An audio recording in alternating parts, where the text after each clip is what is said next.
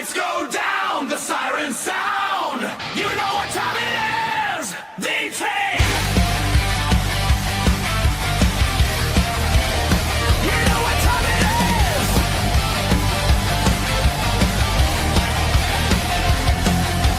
Steel in our veins and fire in our eyes. When chaos rises, we're the last line. Step in the ring, step into the fight. We keep the order on a Friday night. When the crowd gets loud and the tension's high, you know the Guardians have arrived. We are the private security detail. Stand your ground or you will fail. When the storm begins to rise, we bring the thunder to the fight. No fear, no backing down. We run this battlefield of SmackDown. When the warning lights reveal, you face it down. Security detail. Security detail.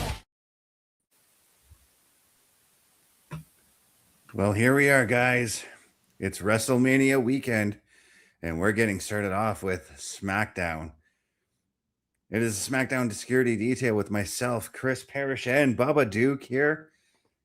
Are we ready for the next, let's see, 3, 11, almost 14 hours of wrestling over the next 4 days?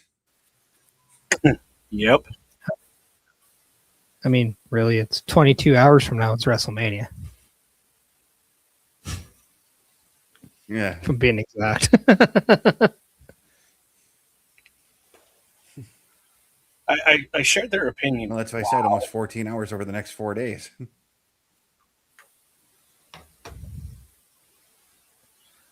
Well, I mean, I think we can all wash out. Kind of. I don't think a lot of big stuff is going to happen tonight, although we will see the finalization of the WYATT 6 and MFTs, which I'm going to say, thank God. I honestly think they dropped the ball on making us care for 6 months. Yeah. It was dragged out way too long, for sure. And then to have a huge climax to it, like, really. And then why does Tiffany Stratton get a title shot tonight? Just why? She lost her non-title match against Julia. I'm sorry, WWE. How would that work? But this is not how you make somebody a viable baby face. It's just by handing them things. You need to make them earn it or get screwed. Yeah. Again, dropping the ball a little bit there. Well, I have a feeling Tiffany Stratton will be a heel in 6 months. Yeah. I do like the homage to the WrestleManias prior that they're showing on our screen right here.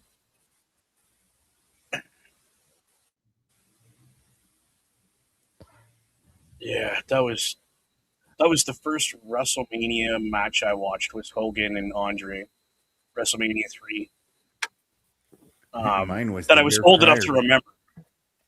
Mine was the year prior. Mine was the year prior. Roddy Piper, Mr. T boxing match at WrestleMania 2.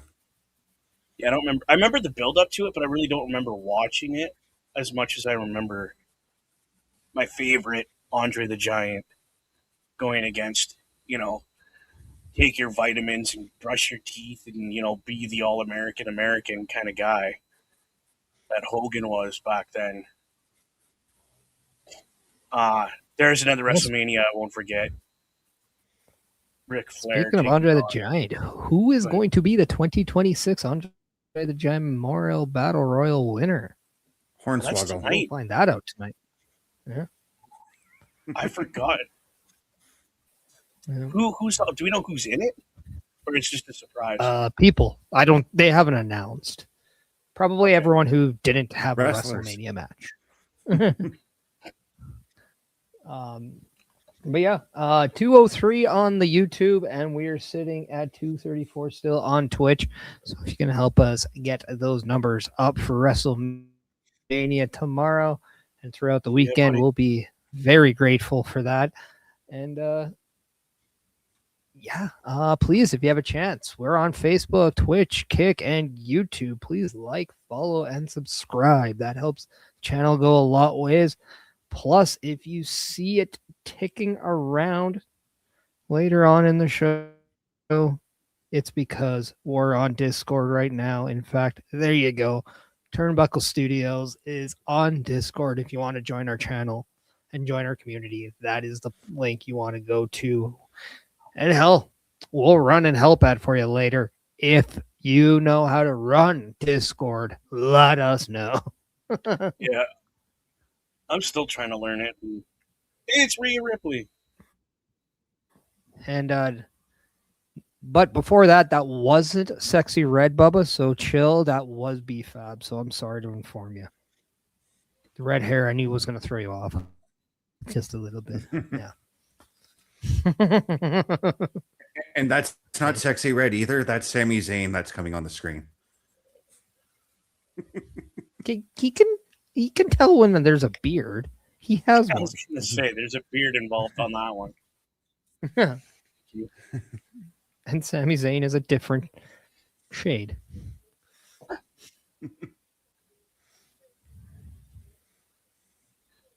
Here we go. Now let's see if Danhausen made any one of these trucks. That was part of one of his demand housings. Demand houses, yes, that's.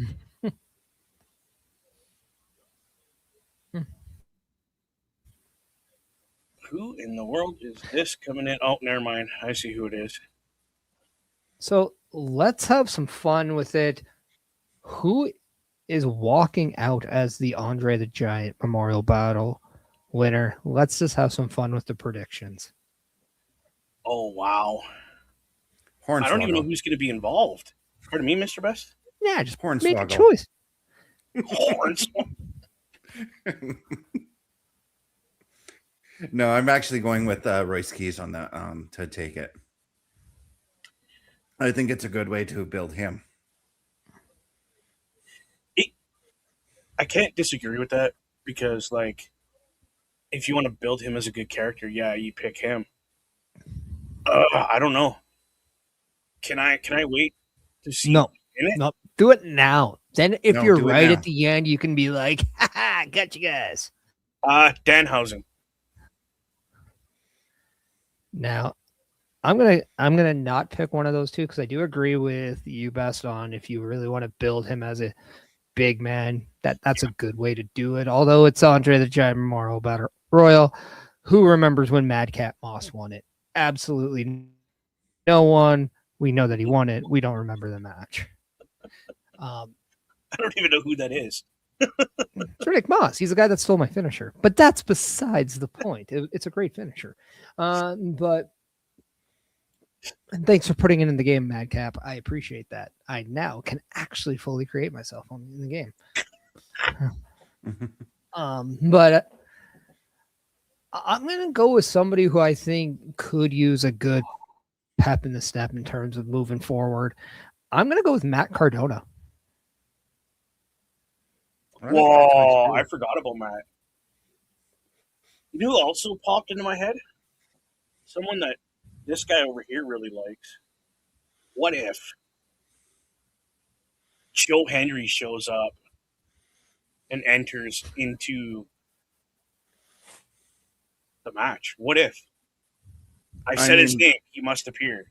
The Andre the Giant Battle Royal is open to anybody in the WWE, and that doesn't just mean WWE. That means NXT. That means AAA as well.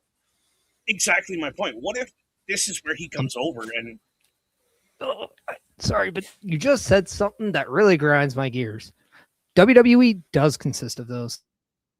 You are right. Mm-hmm. But they're under the WWE umbrella. So it's still, when you say anybody's open to WWE, that does include those brands. OMD grinds my gears so much because he does it with the AAA stuff.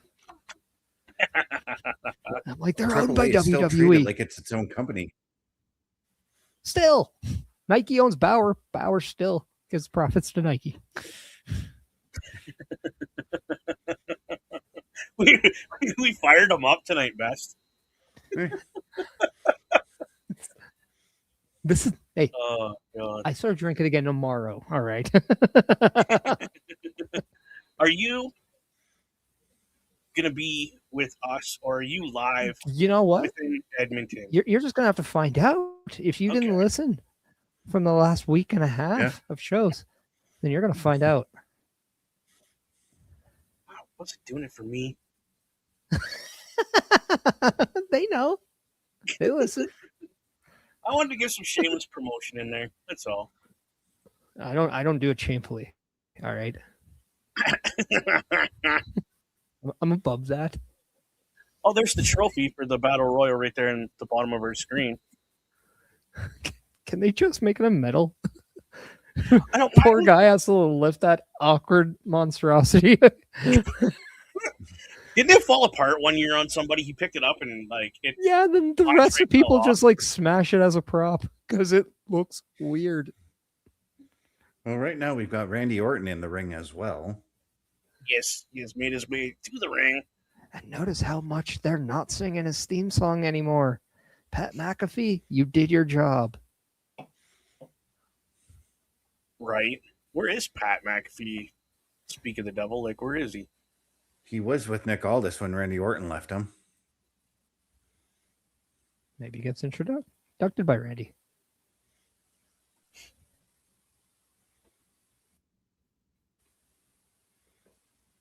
Whoa. Okay.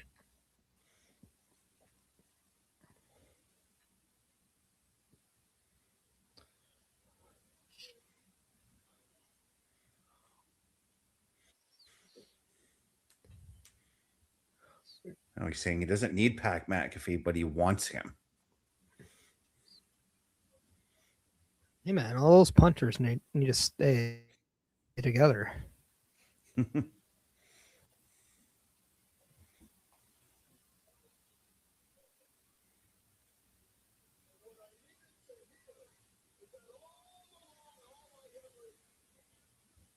Wow. All of a sudden, my rod just got really loud. Holy. Wow. I'm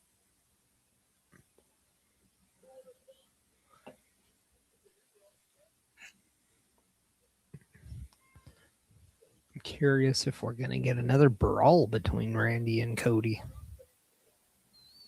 I don't know.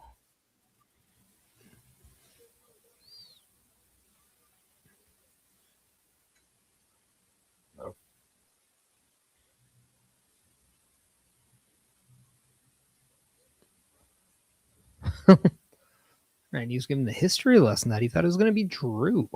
Yeah. And crowd Until is- Cody just had to get that title shot back.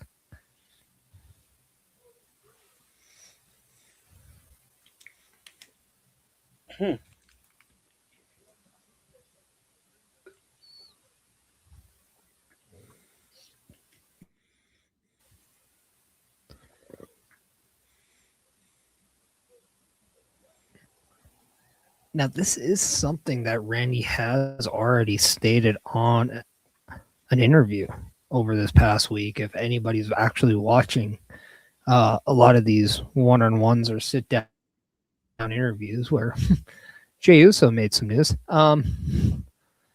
But Cody Rhodes is the guy that did ask Randy Orton to listen to the voices. So Cody Rhodes, be careful what you ask for because you just got it. And was that smart? I mean, It's true.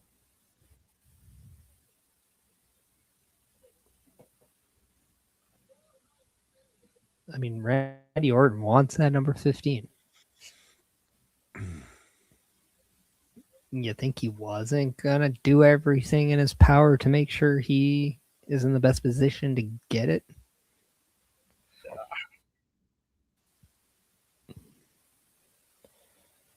So Randy Orton's basically talking about how Randy used to give when they were together as the Legacy, and all Cody did was take.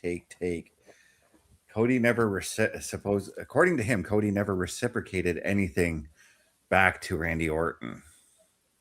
I mean, we all watched Legacy. What did Randy actually do other than use him and DiBiase as his little chips to get to where he needed?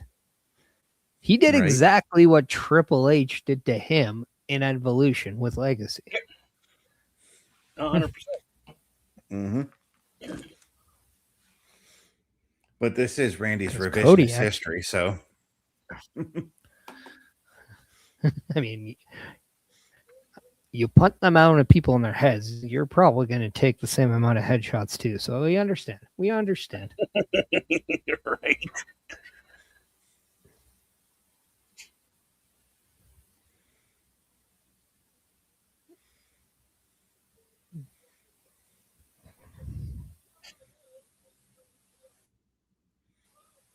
Okay. Dropped on his head.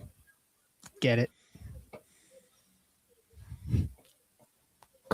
Quoted by the Viper himself. Yep, talking about how he stood up for Cody against Kevin Owens last year.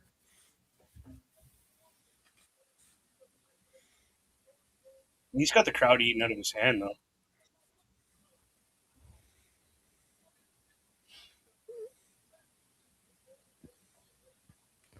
Well, and let's not forget, it's been ever since Cody beat Roman Reigns to win that first championship. Even then, Randy Orton was taking every second glance at that championship when it was on Cody's shoulder. This has been brewing longer than a good cold beer waiting for me tomorrow. But that's besides another point. Yeah, and earlier in that promo, Randy did state that he was upset that the night before Cody won the title, he chose Seth Rollins to be his partner and not Randy Orton. Mm-hmm.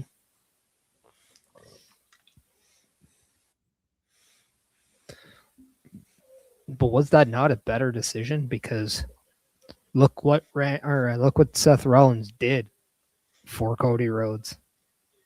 Yeah. And who knows Roman better than Seth at that time? So I understand the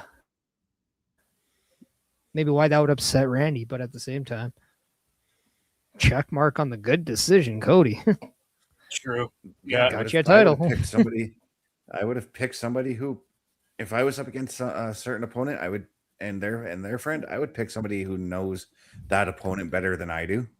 Hey, in 1,316 days, there's only one guy that actually didn't get beat by Roman Reigns in 100% of their championship matches against, and that was Seth Rollins. Remember, he actually won his match by disqualification when he again dressed up as a Shield member to face Roman Reigns.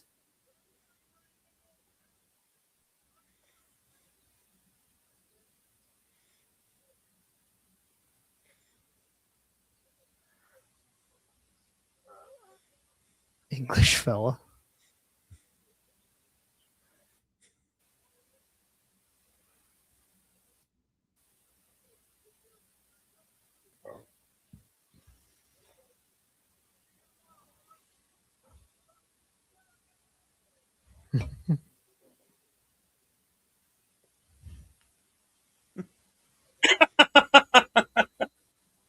Commentators, people like Pat McAfee were talking in my head. I don't want to kick people in the head too.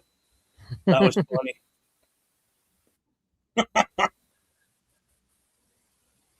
Oh, and this is first match of the night. We're going to get that 8-man street fight as the Wyatt Six and the MFTs look to end their half-a-year feud. Why is this not on a WrestleMania card?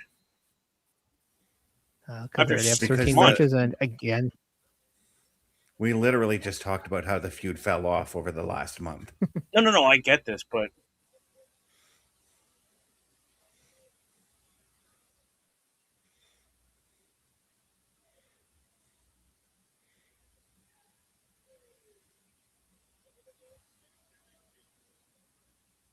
so I said 8-man, but is it really 10-man? It is 8-man. Okay. It's 8 men, but there'll probably be 10 people at ringside. well, yeah, 2 of them aren't fighting, which is probably why. Solo and Uncle Howdy. I wonder No, if Nikki Tama Cross. gets the axe based off what happened on Monday. Forgot about that. So it's going to be Tam and Nikki Cross hanging around ringside. Well, I wonder if Tama gets the axe and he just turns on the bloodline, or turns off the MFTs. Just walks away. I mean, he did hand Uncle Howdy back the lantern. Yeah. Yes, he did. One might say he helped him retrieve that back. So go to turnbucklestudios.org/join. We got Discord. We need to learn how to use Discord. So if you want to help us out, A Turnbuckle affiliation program is looking for more people. If you have passion level for pro wrestling, sports, video games, or something else, then Turnbuckle Studios is the place to be. If you have ever wanted to pursue content creation and want to join our team, then we would love to have you. Check out turnbucklestudios.org or contact us by email today because your future is now, and we want you to tap in.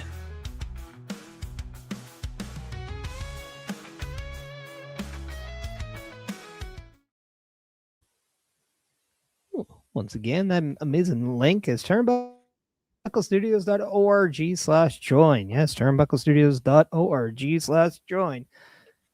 So if you want to be a part of the Turnbuckle affiliation program, you want to get on screen with us or help us with editing or even that Discord and try to get that running wild, then we would love to have you. All you have to do is go to that link, fill out the form that you see there, and then we can go from there. The future is now. Will you tap in?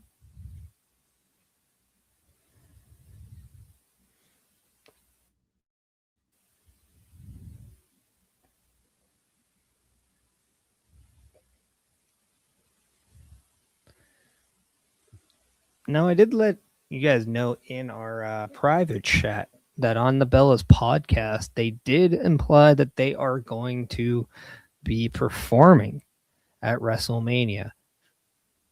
If that is the case, do we see the Bellas here tonight in any way, shape, or form? Because if you're asking me lately, that tag match kind of has fallen a little flat on the build because in the last two shows, it's really been more about Alexa, Charlotte, Bayley, and Lyra. And we haven't seen a lot from the tag champs, and we have seen none of the Bellas. Well, I'm glad you mentioned that because later on tonight we are going to have Charlotte and Alexa taking on Bayley and Lyra. So I fully expect if the Bellas are there tonight, they got to show up. I'm a little bit tired myself of the constant interruptions in the matches as well, even after the matches, but I feel like we're going to see that again tonight. Yeah, definitely. Yes. Just like we are going to get one more person. So bringing in, well, I'm dynamic to the fold. How are we doing tonight, gentlemen?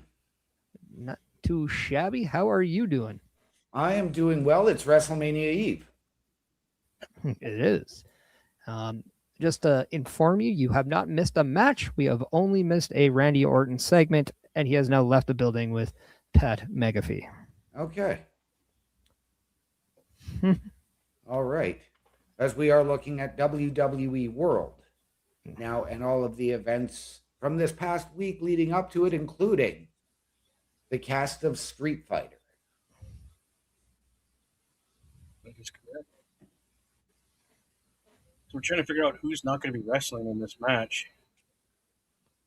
Oh, wow. They're starting with this match, and it's going to be...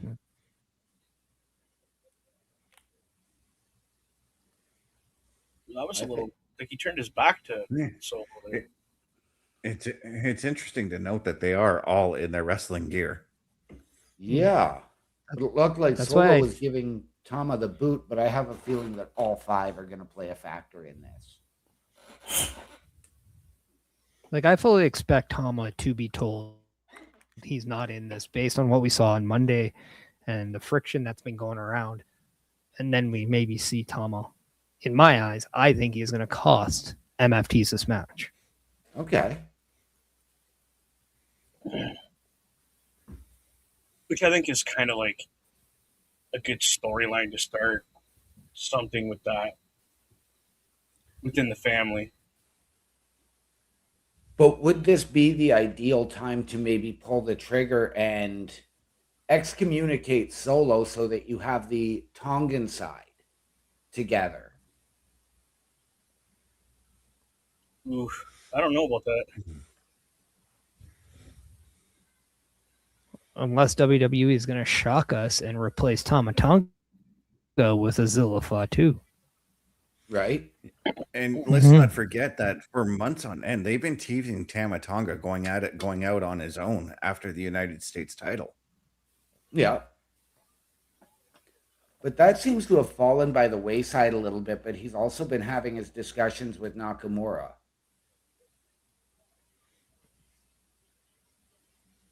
Yeah, so maybe this is where we find out that Nakamura was getting in the ear of Tama Tonga, thus forcing Tama Tonga to question everything Solo's been doing.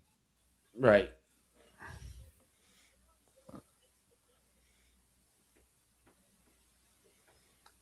The Wyatt And that's 6 Holy- minus Uncle Howdy's given.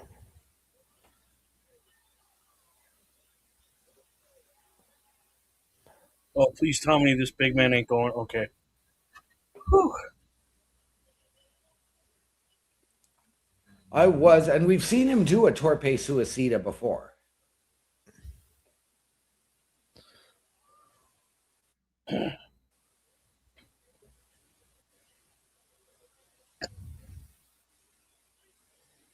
Uh-oh, here comes the stairs. Yep. Honestly, I'm surprised. Tope Suicida just now. I'm honestly surprised that they opened the show with this match. I'm not surprised that they did. Holy. I'll say this. I'm more invested in a less than a month build with Seth and Gunther than I am with this match. Yeah. And I think that's why in 6 months, like if I'm feeling this way about this, I think that's exactly why they're on the SmackDown before and not on WrestleMania. Plus, I think we all know we can't put everything on a WrestleMania. Like, but to maybe say like have a pre-show match here and there, or just have something before, like I would have thought maybe that would have been the case if they didn't do a full hour of WrestleMania on ESPN. Right. But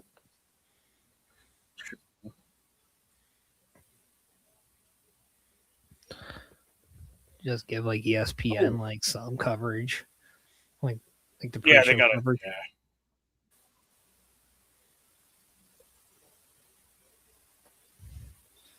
Also, would in the middle of the day would WYATT 6 even look good? No, not really.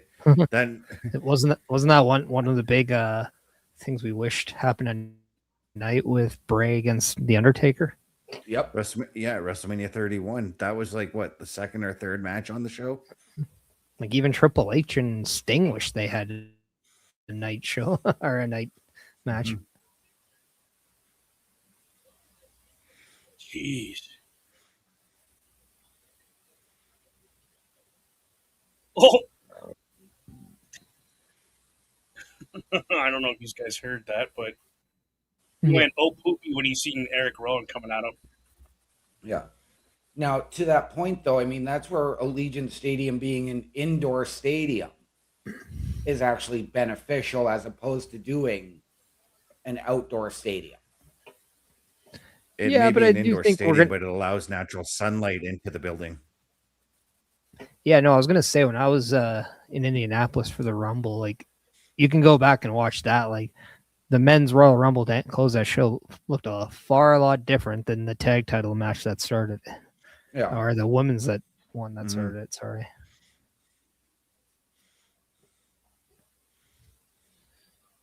Because that entire Whoa. rooftop, all it does is allow natural sunlight in. Yeah.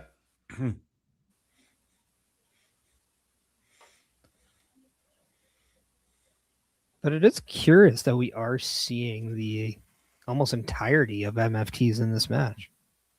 Yeah. Well, it's a Well, it is a street street fight. so It's a street fight. No disqualification. So it wouldn't surprise me if we see Nikki Cross somehow get involved into this match. I was just gonna say that. I'll say this: if the fact that it's an 8-man tag and we're seeing 9 men in there, that does add a little bit of confusion. Yeah. So doesn't that not like absolutely wrap in this whole thing to a T? Just so much more questions that we have than actual answer.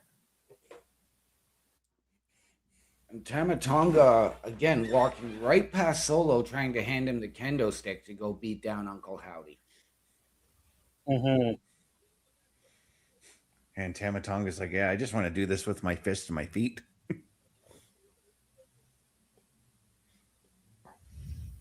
Jeez, that guy never ceases to amaze me. It's oh,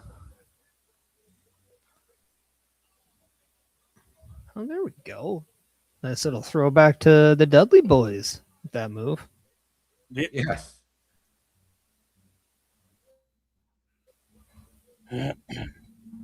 Look out, Tama Tonga.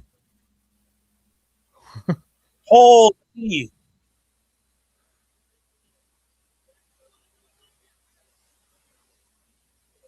He caught him in kind of a power bomb. Wow.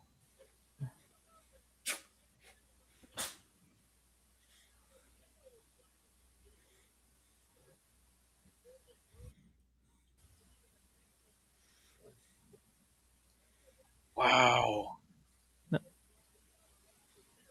You cannot discount the wrestling ability of JC Mateo. No, but I was also going to say in that frame, we also do see Talaloga not in the match. He's only on the outside. He hasn't actually gotten into the ring. Yeah. So I think that is the odd man out for the MFTs. And Talatonga just got in the ring. Yeah. I think he meant Tongaloa. Yeah, Tongaloa. Oh. Yeah, now that He's I'm playing looking the over at him, 2K he's just cheerleader on the outside. I was just going to say, he's standing there clapping like the managers in the 2K games. Yeah. The cheerleader 2K. Some very impressive Samoan drops there from Talatonga. Holy. Oh, I thought he was going to get it. I thought Rowan was going to deadweight him, and kind of looked like he did a little bit. And the suicide dive there from Eric Rowan And he to make up landed for on the earlier. big man's leg, too.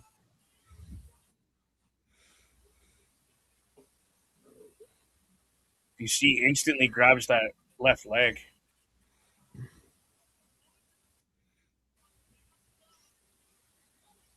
Aircraft carrier. Holy. And I could vouch that Eric Rowan is a big man. Yep. I hope so. He makes everybody else look not big.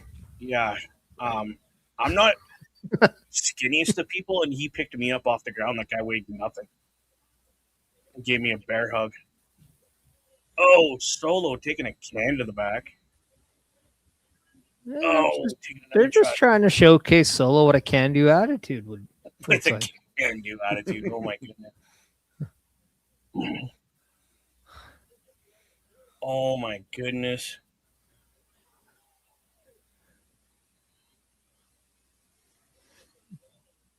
I'm still waiting for Nikki to get in there and them to toss her at somebody. That would be epic. I think if she does that, it's going to be Rowan that picks her up and throws her at Yeah. someone. You just like toss her. Either She that becomes the weapon. or she becomes a sacrifice for Uncle Howdy. Mm-hmm. I think it's one of those two. That could be a possibility too. Yeah.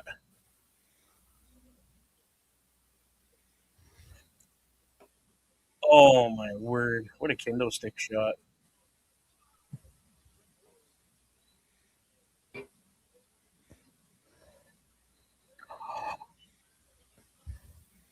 mean, you have to wonder. Everyone in this match were just told, yeah, just go out there and beat each other up. just Right? Yeah, make it look as good as possible. just go out there and do what you want. Honestly, that's what I used to say to my opponents when we were going into a hardcore match. What do you want to do? Let's just go out there and have some fun.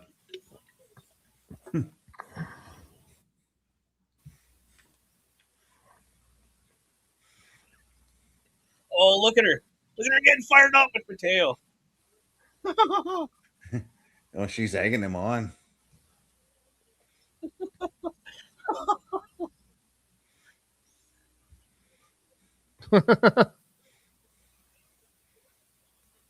I wouldn't be too opposed if somewhere maybe later this year or maybe even after Mania we see Nikki Cross get back into the ring and I don't know, try to put herself in at least one of the championship pictures.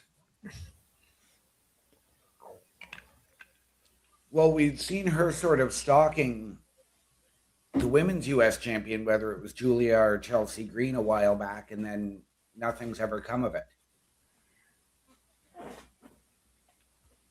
Yet. Nothing's ever come of it yet.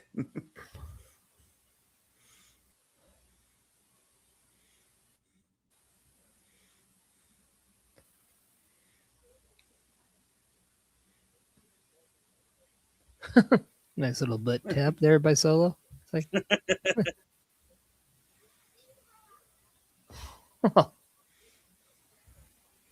Wow. Solo doing his best to advocate why he should be on the new Las Vegas MLB team with that swing.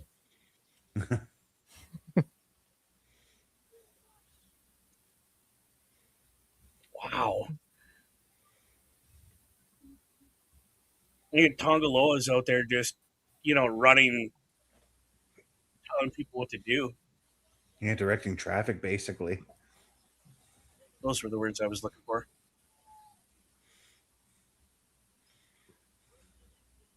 But I've seen him get hit, but that was about it. I haven't seen him do much else other than, that.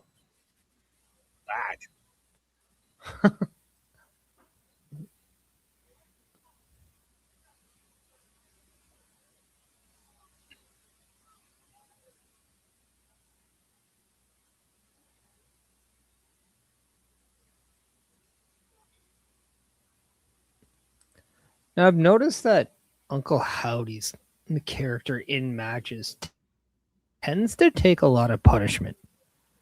Yeah.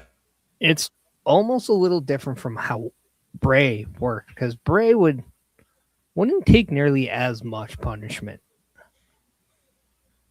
But it's almost like he understands just how much a sacrifice goes. Yeah. Yeah, Bray was more about playing the mind games and psyching out his opponents to get the win. Uncle Howdy is more like, okay, that's the punishment you can deliver. Well, this is what I can deliver later on in the match. And there we go. We've got Nikki Cross getting involved here. As she takes out Tongaloa. Oh, Sister Havoc. Oh, let's know. That loosened up a couple teeth.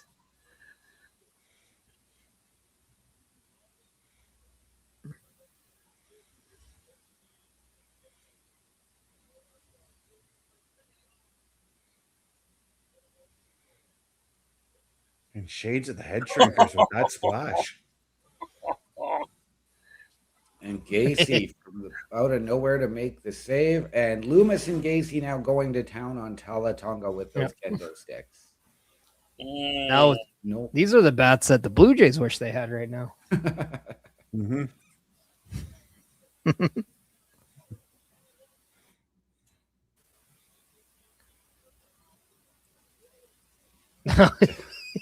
Whoa.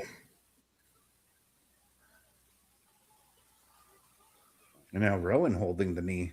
Yes.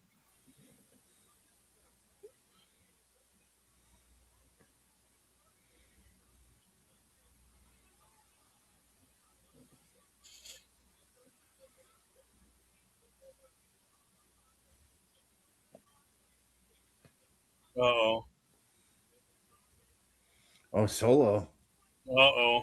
stealing the win from Tama Tonga. Oh.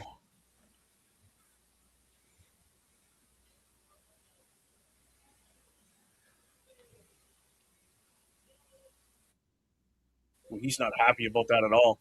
No, he is not.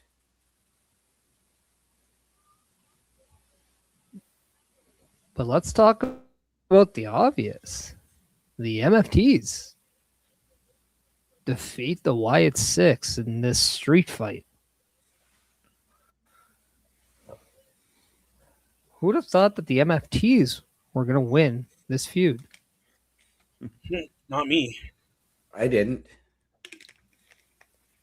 I thought it was still going to end with the lantern, but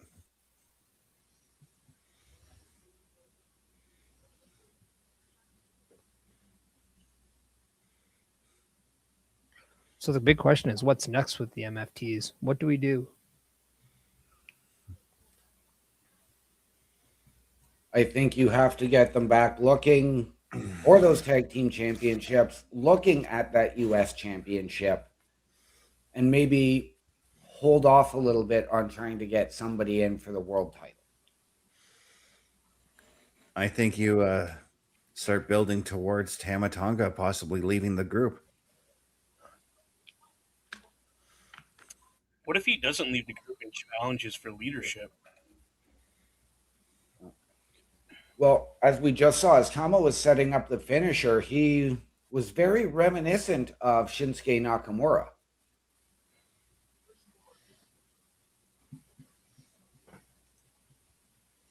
And you have to wonder, is that maybe a path? Do he and Shinsuke maybe team up to challenge for the tag team titles? Do we even go one step further? Do we maybe see Tama Tonga maybe go back to some old alliances? Maybe he tries to get a Jacob Fatu on his side. He could. But I'm also wondering now, is this where, if we get him kicked out and he's going to need backup against the MFTs, I've picked the alliance with Shinsuke, is this where you bring in Evil? I think this is where I bring in Jacob Fatu, and if you can sign him, Zilla Fatu. Yep. And then you're all wondering, when the hell is this Samoan dynasty ever gonna end? It's not. No. Like the Energizer Bunny, they keep going and going and going. Yep.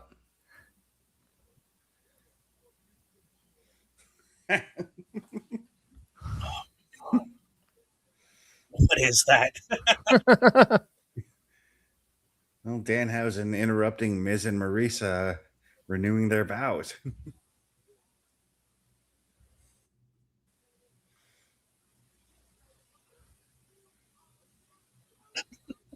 He may now curse the bride. Oh, no. Oh, no. You're in trouble.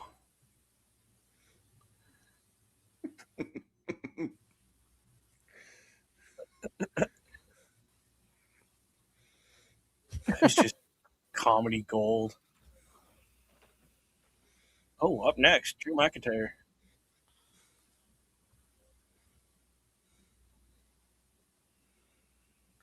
Wow. Now, if I'm not mistaken, this is the match that will kick off tomorrow, or is it the second match? I believe it is the opener. So I wasn't sure if it was that one or the 6-man tag. Yeah, the accounts I read this afternoon said the 6-man tag was opening.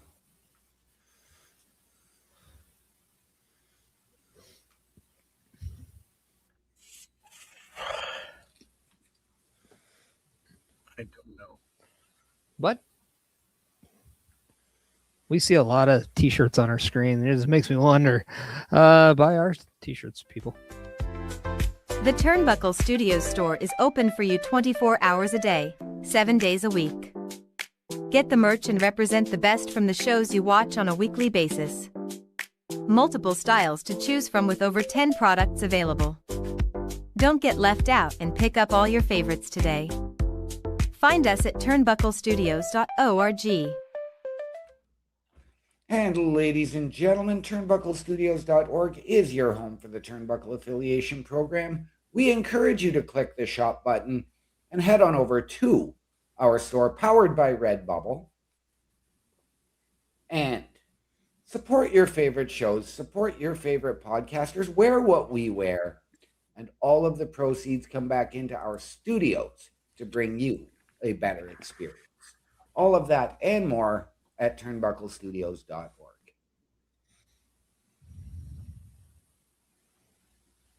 So, on Dynamic, I put the question out there to everyone else.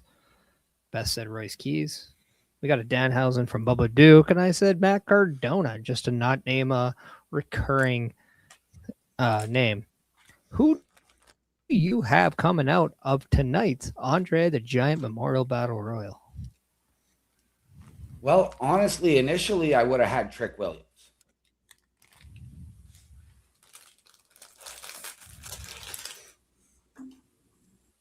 But I'm going to go with Kit Wilson. Interesting. Now, that could be a toxic choice. It could very well be. But don't forget, he's also been cursed. Yes, he has. What better way to break the curse than to eliminate Danhausen last? Yep. Yeah.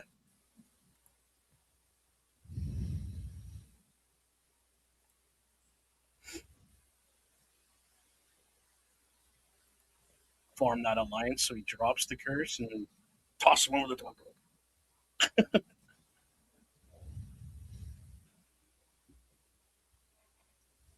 Ow.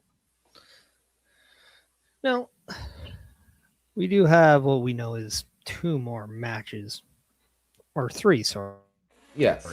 left that we know of. The U.S. title match that was named Andre the Giant. We also have a tag match between Charlotte and Alexa versus Lyra and Bailey. Oh, I'm Dynamic. I also asked.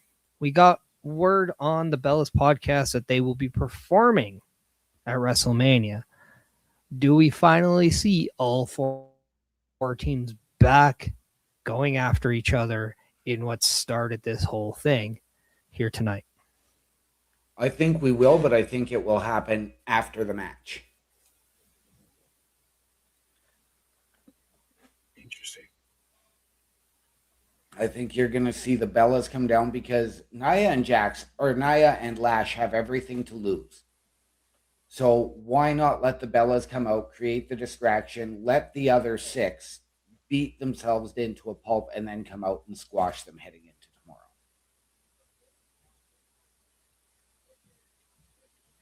Interesting thought. Well, there's going our Hall of Fame advertisement that's going to take place tonight at 12 a.m. Eastern. So is it really tonight or is it tomorrow?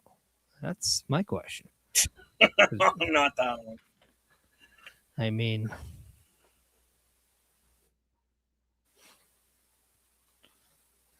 it does beg the question. And we are getting a look at Royce Keys making his debut back at the Royal Rumble.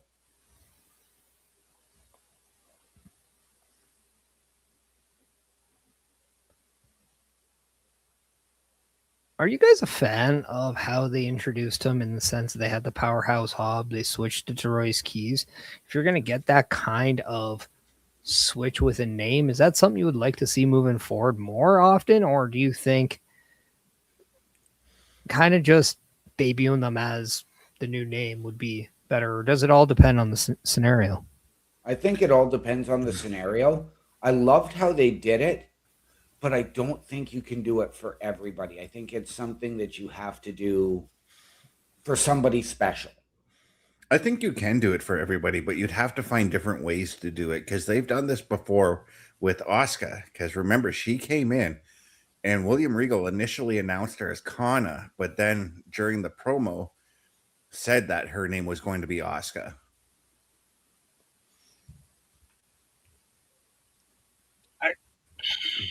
I think it's dependent on each star. Like, Yeah. is their name that they have like his? Was that owned by AEW, or did he own that, or was it owned by another company? Or is it worth your time to switch the name when it comes to your company to rebuild this character? Well, the name Royce Keys does come from his background. Yes. In fact, one of his sons is named Royce, Okay. and then I believe Keys is the name of one of his, I think his grandma or something like that. Like the name has personal meaning to him.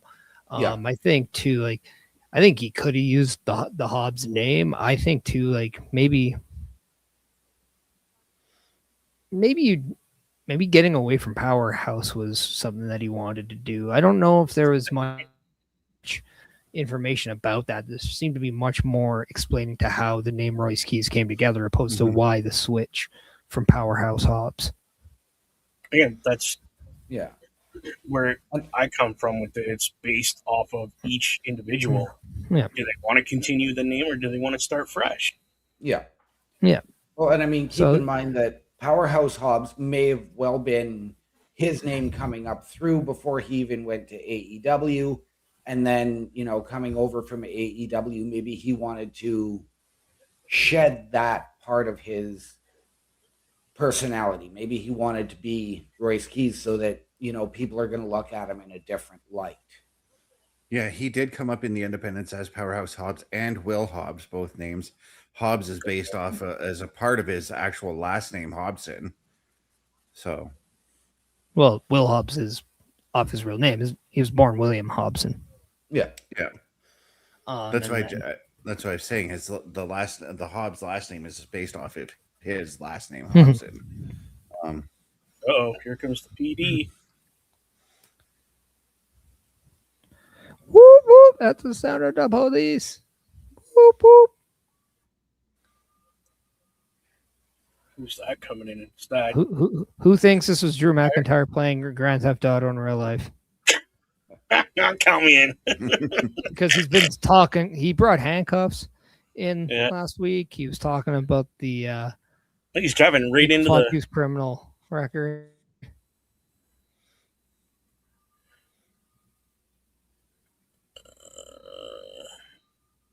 That's a really small police Oh, car. too. Oh, Oh, Yeah, that's embracing actually his- that's actually an official issue police car.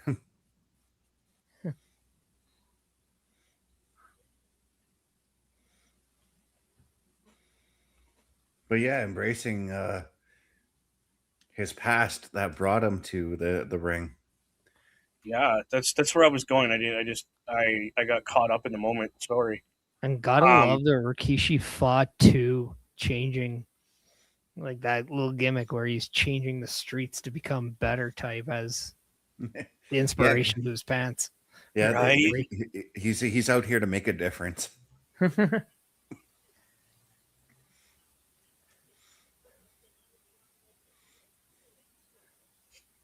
I'm not upset about this at all. Like, this really is kind of bringing that whole feud with him and McIntyre full circle now. Because McIntyre throws in his face all the time his criminal past. And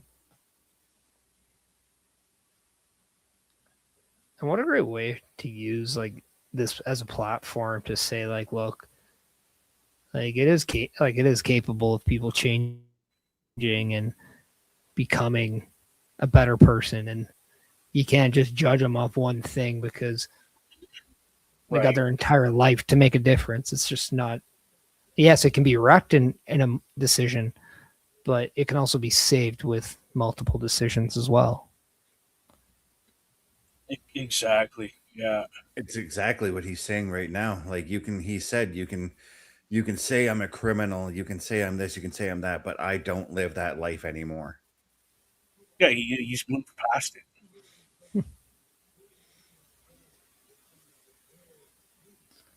And this is just a great way for Jacob Fatu to resonate with the people. Mm-hmm. Whether it's something that the audience, like there's people in the audience that resonate for having a same or similar like lifestyle of Yeah. him, where it's, you know, like they also had that thing, or they also had a trouble past coming, or maybe it's just, hey, this is me giving you the 100 of who I really am, just so there's no lies between what I'm doing and like my relationship with you, my fans. I think that's very important for Jacob Fatu.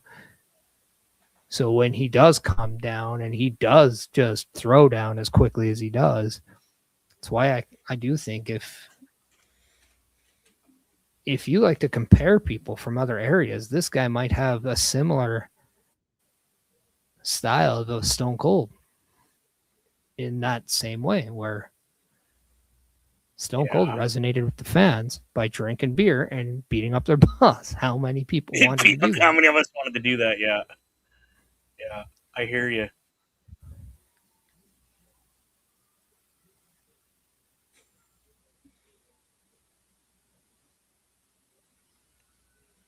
It's a truer statement.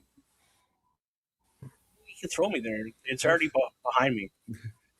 How fitting is it right now that Jacob Fatu's standing on a cop car, and outside of my apartment, I can hear cops right now. What choices did you make? Yeah, what did you do wrong? I did it all. I did it all. I did it for Jacob. I did it for The Rock.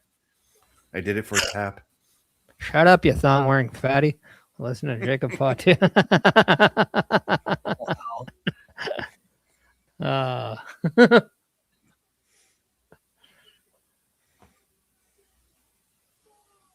Basically, in a nutshell, you can beat me down, you can talk me down, but you can't keep me down. Is what he said throughout that whole promo. I am more sold on this being a great match than I am that women's. It'd be funny if one of the cops is like, okay, now put him behind your. Like, we got to still take you back. We still got to take you back. We got some questions. I was just gonna say how I kind of bet that tomorrow he comes to the ring with the cop car still. Or maybe he tributes his family heritage, because he's been doing that a lot with his gear. Mm-hmm. Yeah.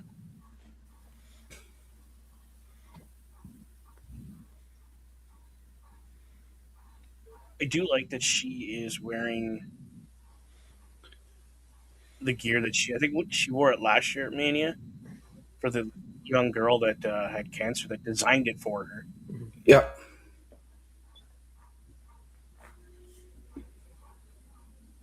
Which is, as far as I'm concerned, some of her best gear. It's just nice to see a little bit of new and like something fresh out of the character of Charlotte Flair. Yeah. And that's what she's been getting. Like, it's a lot of her that like guard has been dropped, and it's been really reassuring. Mm-hmm.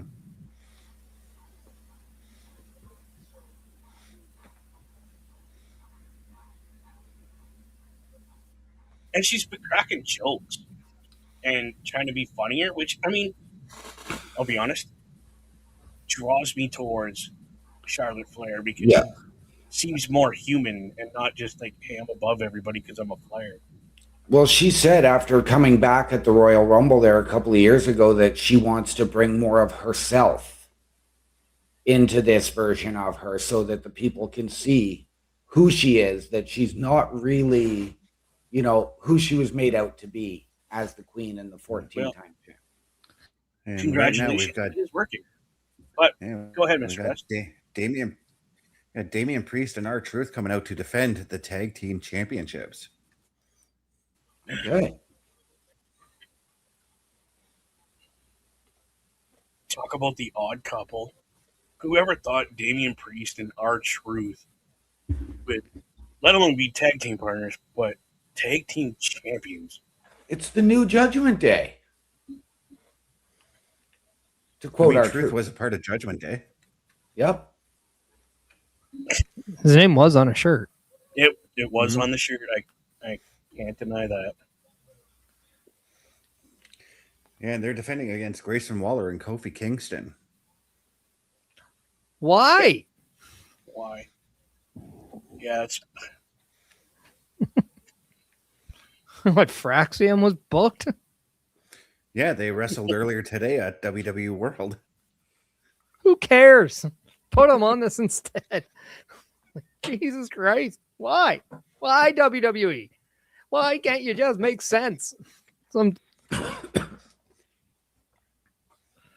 Maybe they wrestled Waller and Kofi in a number one contenders match earlier today. Nope, they wrestled the Motor City No, Machine they Guns. didn't because they're Raw guys. They wrestled the Motor City Machine Guns earlier today.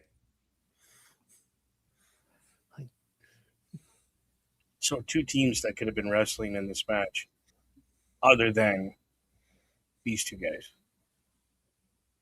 Good job, WWE. Good job. Just could have put Garza and Berto in there too. Like whatever. Could have put Beavis and Butthead in there and it would have looked better. Well, But we've been bring in a saying tag it's team an from all, AAA. I don't care. but we've been Right. saying all week it's an all hands on deck situation. Wrestlers are going to appear on both shows throughout the week. So But a title match, Bestifer. A title match. what? Why doesn't Cody Rhodes just face, I don't know, Ethan Page? Because this makes sense. Why don't we have Cody Rhodes versus CM Punk tonight?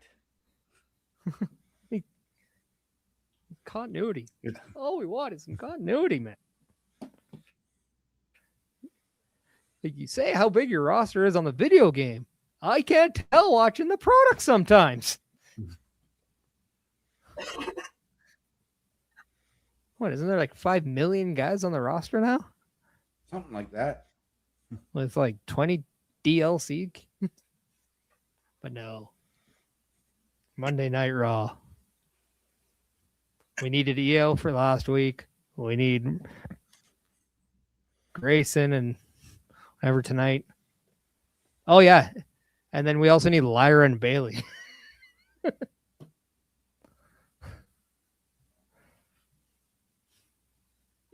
Wow.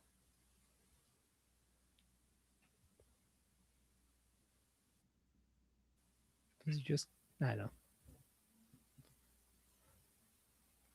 If WWE does not want to say this stuff in a better way, stop doing these brand extensions.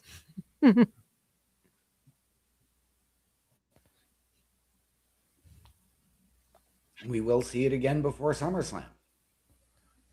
I'm think drinking we'll see a this lot carry more before through Backlash. SummerSlam.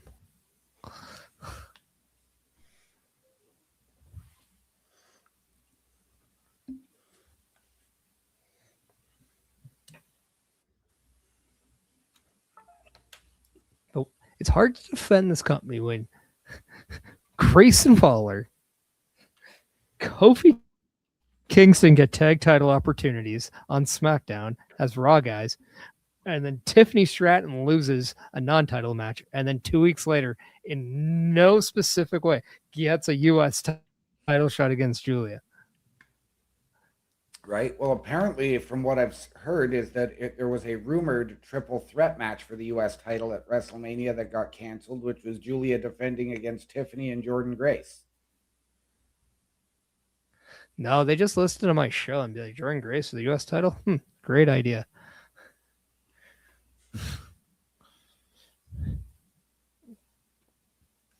Paul Heyman did say, I guess, on one of the interviews that the proposed original idea for WrestleMania was Seth and Roman, and then Braun and CM Punk for the title. That'd be cool. And here comes the WrestleMania set reveal.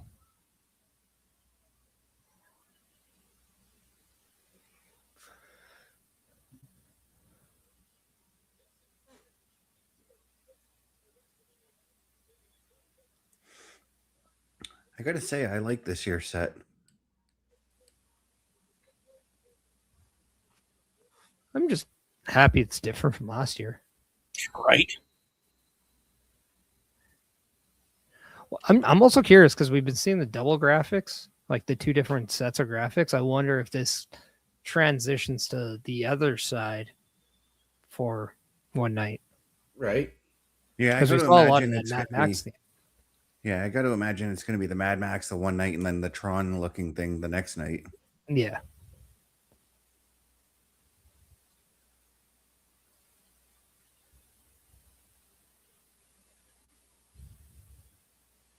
Well, we will see one thing in this match.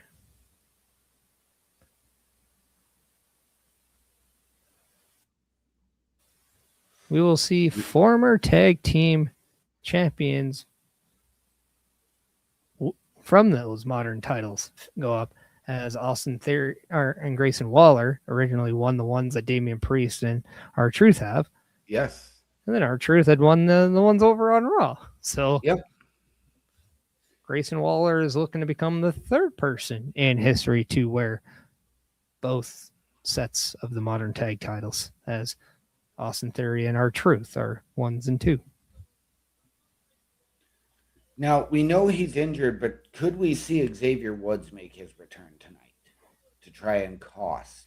I don't know if he's cleared. I don't think he's cleared.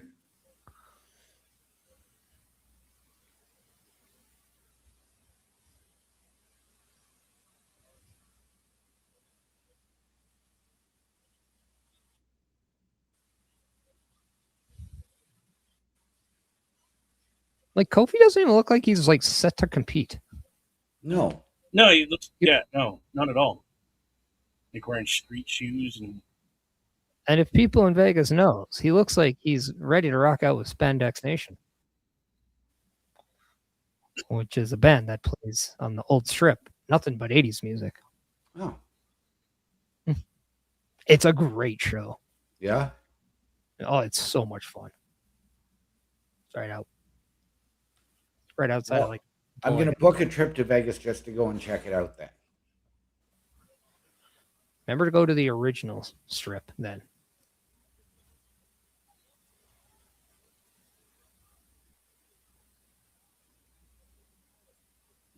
Waller catching Priest with that little quick shot right at the start. Well, he was a Golden Glove winner at one time. Yes, he was. Oh, that's a nice kick to the jaw.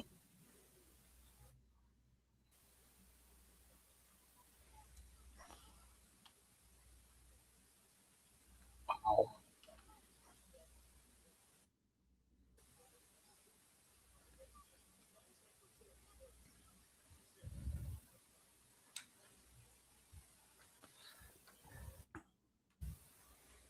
I'm very happy we're seeing a little bit more Grayson Waller in a ring. I just wish it was on Raw.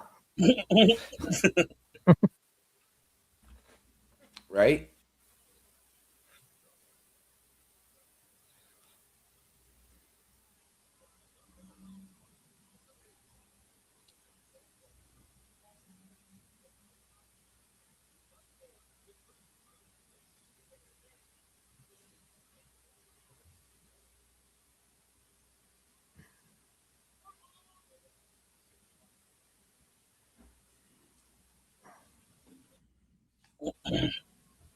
I never get tired of watching R-Truth in the ring.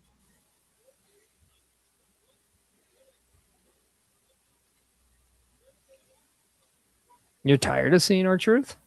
No, not tired. Like I said, Oh, okay. no, I can't get tired of it. He is so entertaining.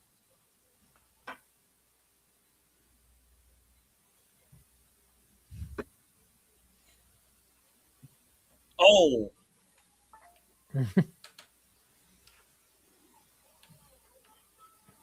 Kofi to the aid of his partner with that beautiful sliding dropkick.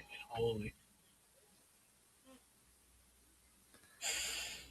Priest took that barricade very, very viciously, too. Be surprised if the wind didn't get knocked out of him. That went right underneath the armpit.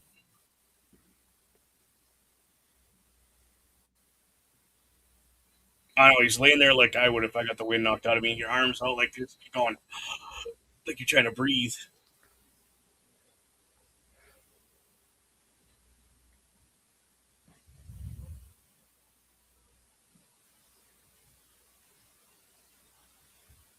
Oh,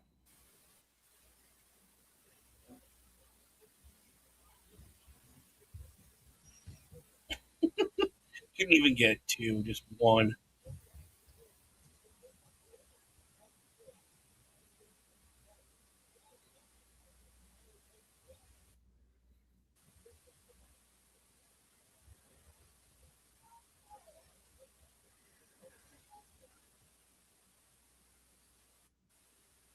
Ooh.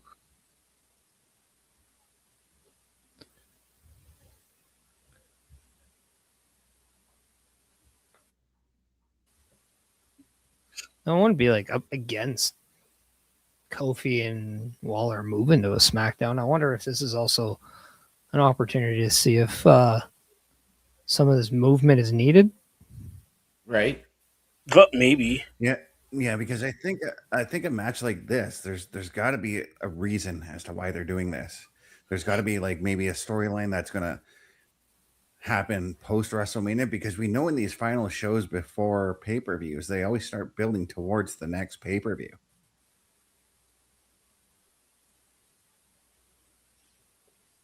I don't know if they're necessarily. I mean, the next pay per view, I think like the big stories you're going to be going to. Everything else, like the filler, you can easily get. But the fact that we're going into WrestleMania and 2 sets of tag titles have absolutely no concrete storylines around them, really, it's very, very awkward. Because, like, Plus, once again, yeah. now we're dealing with more. Another year of the tag team titles kind of getting almost outlooked. Like, we got tag matches on the card, but we don't have tag team titles outside of the women's. So it's very.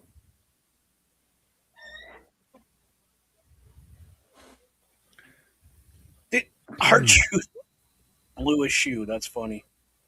But another thing I think that this could be too is that maybe this is R-Truth and Damian Priest trying to be like fighting tag team champions and defending against any and all comers, no matter which roster they're on. Sure, but then why have a roster split if that's just allowed? Or why not make this an open challenge to anyone? So at least the parameters are at least better understood. Yeah. It makes more sense, yeah. Last year we went into this night and we had a 6-team ladder match for the tag team titles going to WrestleMania. Yeah. Now we're getting the New Day. Because nobody wanted to see that at WrestleMania, right? Holy cow, he almost fell off the rope there. He almost pulled a LA Knight. Almost. Good on Grayson Waller to remember he's not the legal man, though. Then he only has to count of 5 to roll up. Right. Like, what the heck is Kofi doing? Just keep walking circles. You figure something out. The one thing I wish this New Day did do, something they used to do back in the day, but they would have just put a guy in the corner, stomp him, blind tag, other guy comes in, continues to stomp, blind tag, back in. And they used to do that. It was a nice, vicious kind of thing that they would do as heels. And I kind of wish that they would do that a little bit more often. But they used to do that as the babyface too, when they were babyface as well. Yeah, the Unicorn Stampede. There we go. Choo-choo. Just top from those hands and feet now. Holy. Yeah. We just saw a miscommunication, though, between Kofi and Waller in that corner as Waller accidentally tagged himself in, and then... No, Waller didn't accidentally tagged in. He reached over and patted on the back and said, "Hey, let's do this," when Kofi turned around. Some old school. Oh, that was different. There we go. I like that. He's taking something that people are aware of, but putting his own spin on it. Yep.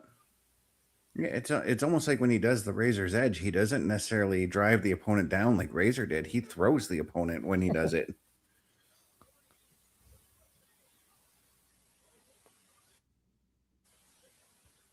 Yeah, he does definitely that launch out with Mhm. it, which is nice.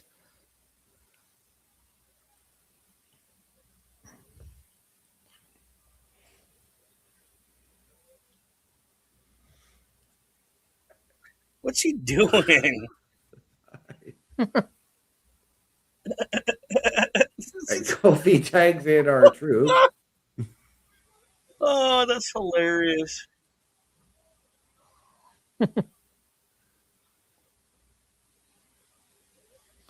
Oh, that ain't happening.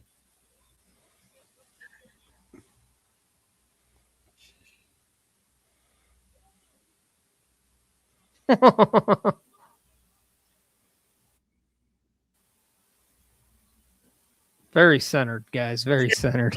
Right? Yeah, really. Yeah.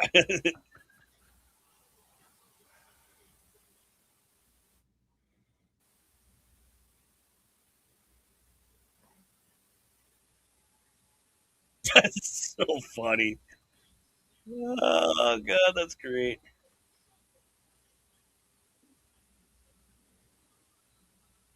And a shatter machine. That was hilarious. Not really. The Shatter Machine has a lung blower or coat breaker. That was more of a flatliner. Mm-hmm. It's good to see that they've got themselves a tag team finisher now.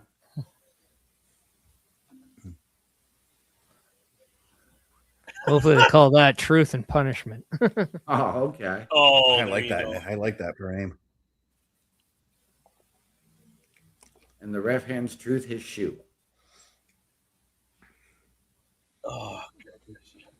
That was awesome. We got Brian8428 coming off the YouTube side saying NWA is awesome. I'm glad you like NWA, but right now we are covering SmackDown, which is the night before WrestleMania.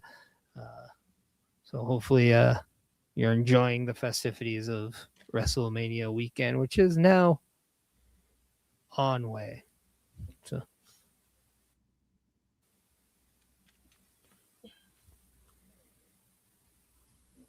but since we are going to listen to a little bit more Pat McAfee, this is a great time to let everybody know we have 7 days in the week and we have a lot of content that we provide. In fact, the one you will not see on this video is the PLE Patrol that will take shape for nights 1 and 2 of WrestleMania, among other PLEs and Saturday night's main events. This also doesn't include specific watch parties, but everything else you can find right on here. So go to turnbucklestudios.org/shows to check all these out and enjoy.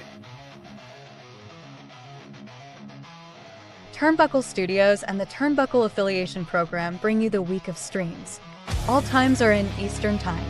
Monday nights you get the Locker Room Breakdown at 7 p.m., followed by the Raw Patrol at 8 p.m.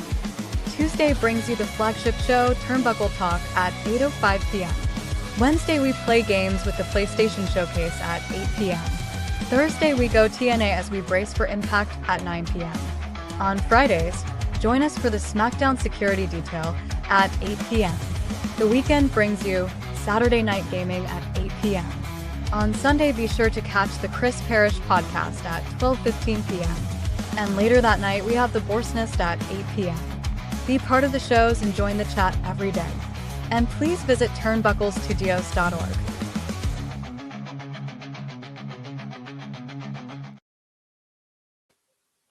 And there you have it, ladies and gentlemen. Once again, turnbucklestudios.org is the home of the Turnbuckle Affiliation Program. As Mr. Parrish alluded to, that is everything coming up throughout the week. That does not include our special events like the PLE Patrol or watch parties. And beginning next Sunday, there will be a change in the programming. However, we want you to meet the team. Mr. Best, Mr. Parrish, Bubba Duke, and myself, as well as Carl Carafel and our newest member, Logan Thompson, by going to the host section. Click on each of our individual links to get our socials and watch our latest weekly live episodic shows. All of that and more at turnbucklestudios.org. Yeah, and as a programming note, due to a technical error on my side, there will not be a Saturday afternoon gaming tomorrow. Okay. And the change that OM Dynamic is referring to this Monday will be the very last locker room breakdown of our Raw perspective. Starting Sunday the 26th at 7 p.m. Eastern Time, Locker Room presents Wrestling Recap. That will take place on the 26th of April, Sunday. Yes. As we are now looking at Jade Cargill, Meechin, and BFAB, who are about to make their way into the arena.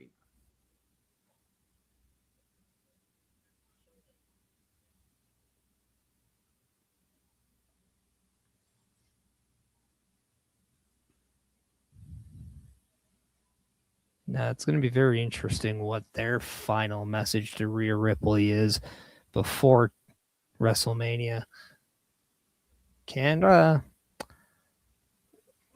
assume that they are happy with how last week went, and even maybe Monday, but I mean, definitely looking to get some momentum rolling before that big fight. Yes.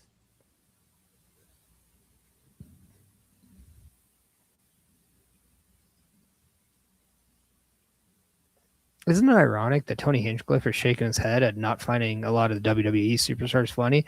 The same way that us wrestling fans shake our head that he's even remotely involved in WWE. Right. Okay. Just thought I'd point that out. Yeah.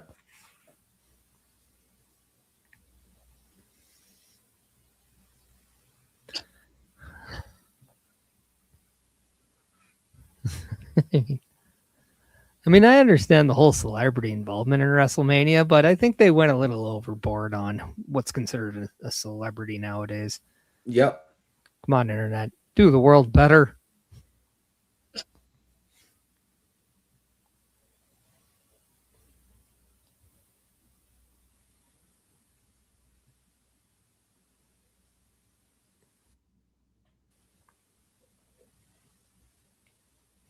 But so with WrestleMania tomorrow, what is the match you're most looking forward to of seeing now that it's legitimately less than a day away? Just tomorrow. We'll talk about Sunday. Okay. Tomorrow. So tomorrow. Jacob and Drew.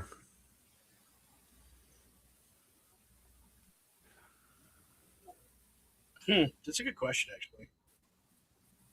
Very good question. I'm going to take the title match with Orton and Cody. Yeah, I'm with you, Bubba. Okay.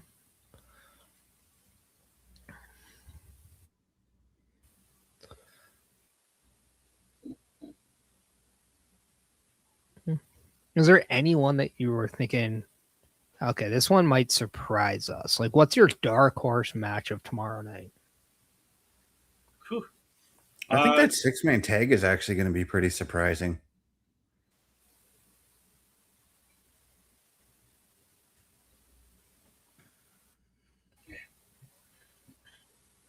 I'm thinking the women's tag match.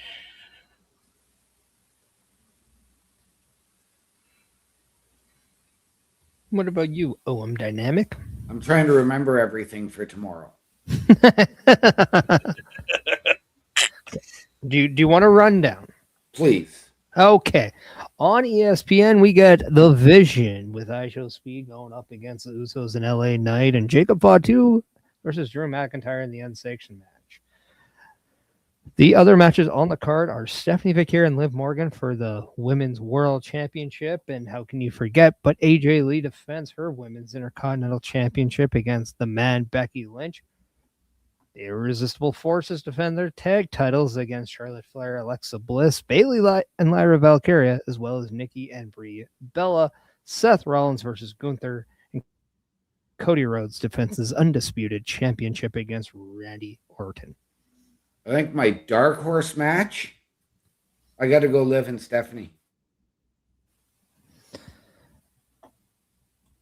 I think Rollins and Gunther is my dark horse match.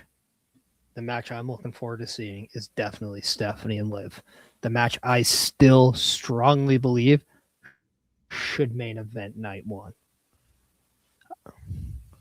I think you are doing the Women's Royal Rumble a huge disservice by not having it main event at least one of the nights of WrestleMania. Yep. Oh, that would be a cool concept. Have the Women's Rumble winner main event, say, night one, and the men main event night two. They did that at WrestleMania 37. Yep. No, but make it And a stopped by WrestleMania 38. right, yeah.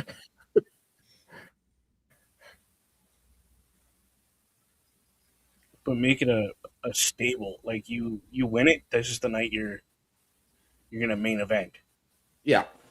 and then the next year switch it up. Men do night one, women do night two.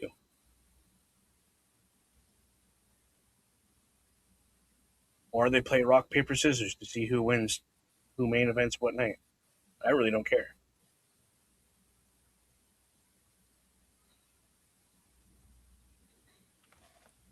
But I mean, let's not discount what AJ and Becky are going to bring tomorrow night as well, with everything that has happened there. Oh, it's exactly why I say, how can you forget that match? Because there are definitely matches that you just overlook based on the sheer volume of matches. But yeah, I mean, this Where- is AJ Lee's WrestleMania return in what, 8 years? Yeah. Where, and I'll make this comparison, last year's night one of WrestleMania was an episode of AEW Dynamite. This year is going to blow it out of the water. I mean, I am looking forward to seeing what Jade Cargill does as her champion going into WrestleMania. We all know that's not happening tomorrow, but this is the first time she's held gold in WWE in a singles capacity. Going into WrestleMania, a world champion. I'm very curious to see where her game is taken by Sunday. Yeah. Like,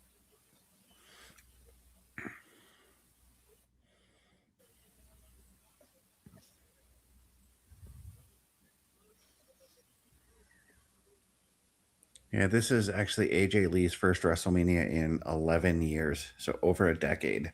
Wow. WrestleMania Nice. 31, she was in a tag team match. I love it.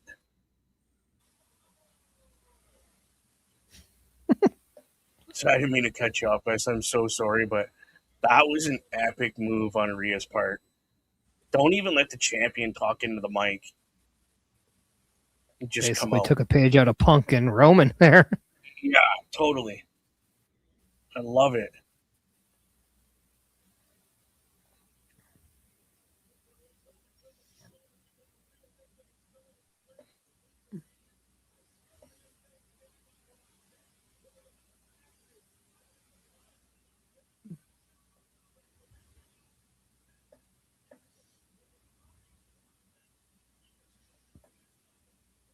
And Rhea's just singing her entrance theme as she walks down very casually and confidently, knowing that BFAP Meechin and the women's champion Jade Cargill are in the ring.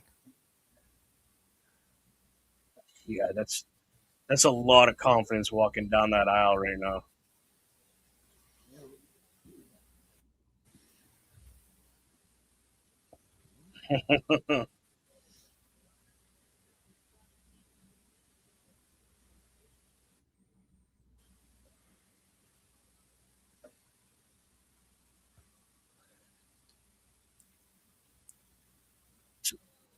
Before we get too deep into this, who wins this match, WrestleMania? Who do you have picked Rhea. between these two? Rhea? Yeah, I'm going Rhea. You need Rhea on SmackDown. that just puts a giant like dagger in that SmackDown women's roster, like a dagger of like a good thing too. Yeah. Yeah, and with Rhea winning too, I don't think that this could necessarily end the feud with Jade. I think it could actually continue the feud because Jade will want a rematch, say at Backlash afterwards. I fully expect Rhea to win the title, Bianca to show up, and then turn on Rhea, Whoa. as she is going to be the leader of this group.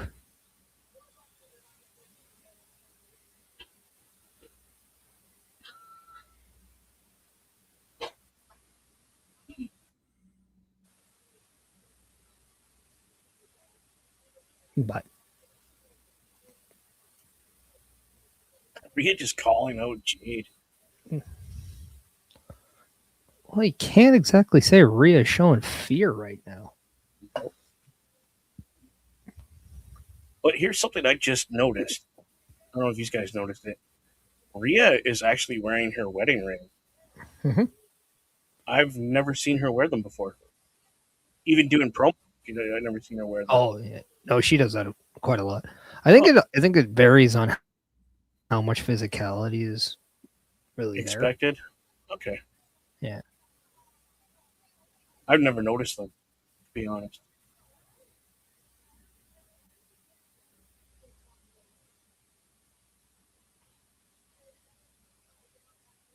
Rhea's just calling Jade Cargill basically a chicken.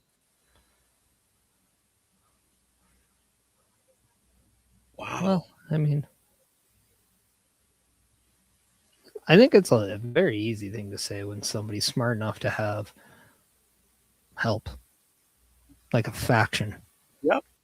But let's not take it. Last week it was Jade Cargill by herself in a dominant, clean way, beating the partner of Rhea Ripley, Neo Sky. Mm-hmm. She didn't play chicken then. She didn't use her partner's helps then. She did it by herself.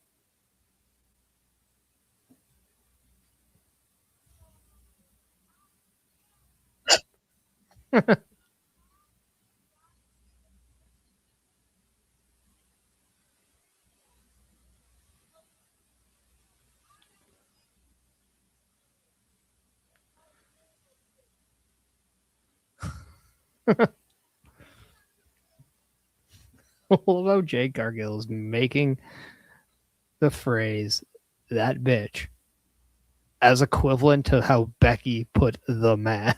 Yeah. That's fantastic. That might be a money match down the road. The man versus the bitch. That would be funny.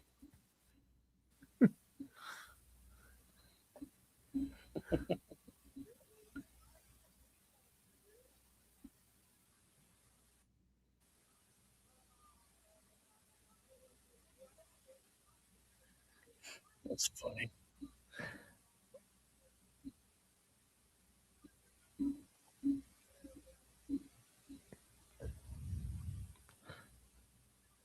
It's funny that you mentioned cutting off Jade like Roman or Roman and Punk. Yeah. We're getting a very similar thing with Roman and Punk with Jade and Rhea, putting it out on there on a verbal way, like we saw on Monday. It was Punk and Roman who just kept it between words. That's what we're Yes. getting right now with Jade and Rhea. And there's a lot of limited physicality between Rhea and Jade, but there's been physicality between BFAB, Michin, and Rhea. And I kind of like that there's been limited physicality because it just makes me as the viewer more and more excited for this matchup. Well, and knowing that Rhea got those wins against BFAB and Michin makes you wonder, okay, now Jade is left, right? Like that's who's next for Rhea for sure. It's not just you won the Elimination Chamber. It's not because you're number one contender. It's the fact that, okay, you have ran through this group so far. But the one thing that we did see last week was Jade hold her own against Io Sky. And I think that match needs to be taken into account just how now dominant Jade can be, because we have seen Rhea Ripley not capable of beating Io Sky in singles matches. But Io Sky was dominantly outperformed by Jade last week.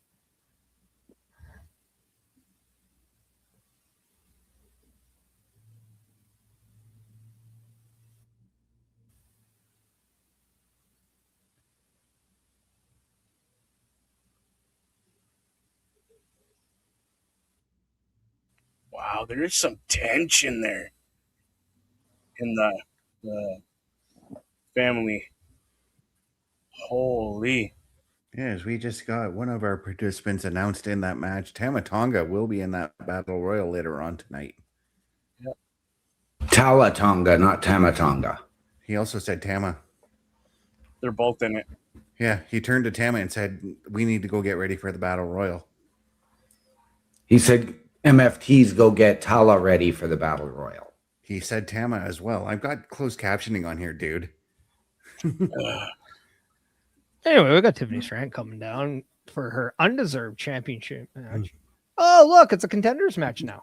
Contenders match now, yeah. Against Jordan Grace, who's back? Where are we going here? I don't know. Like, Are we going to add a last-minute WrestleMania US Championship match here tonight? holy crap.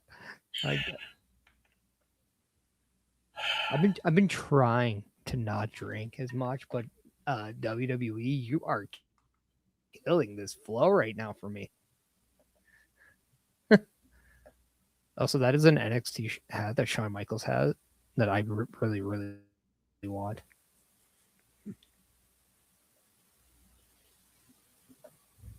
The colors are pretty solid too.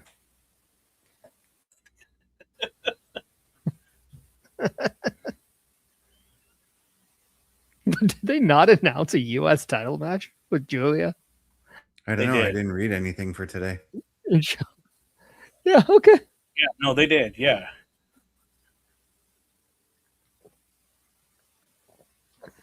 And then they just changed it to a #1 contender match.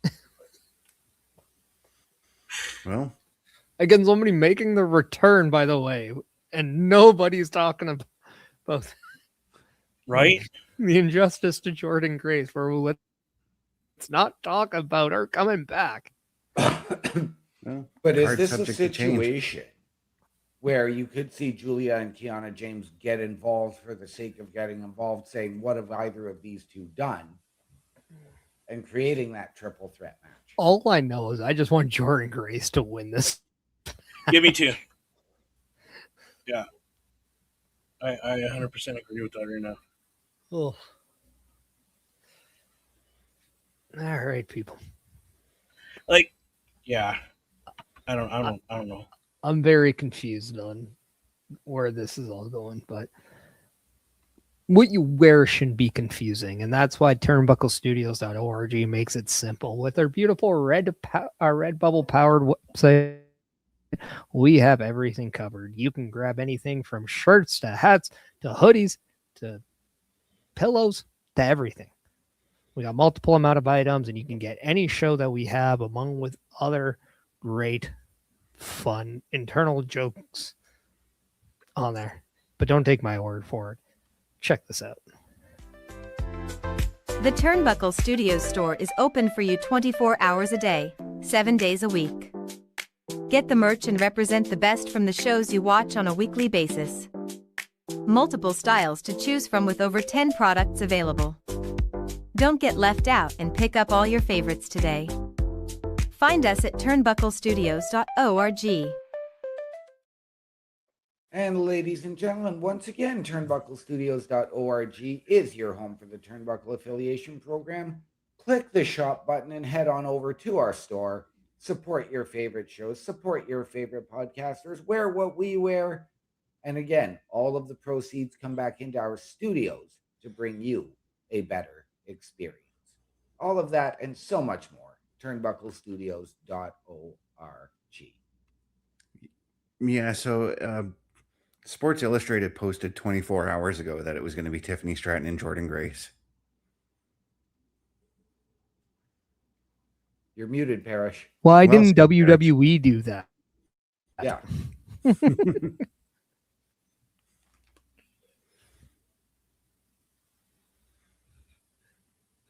I Yeah. forgot that when I watch WWE, I need to go to sportsillustrated.com for all my last minute updates. Right? Yeah. Let's do that. If you gentlemen give me 2 seconds, I will be right back. You're on the clock.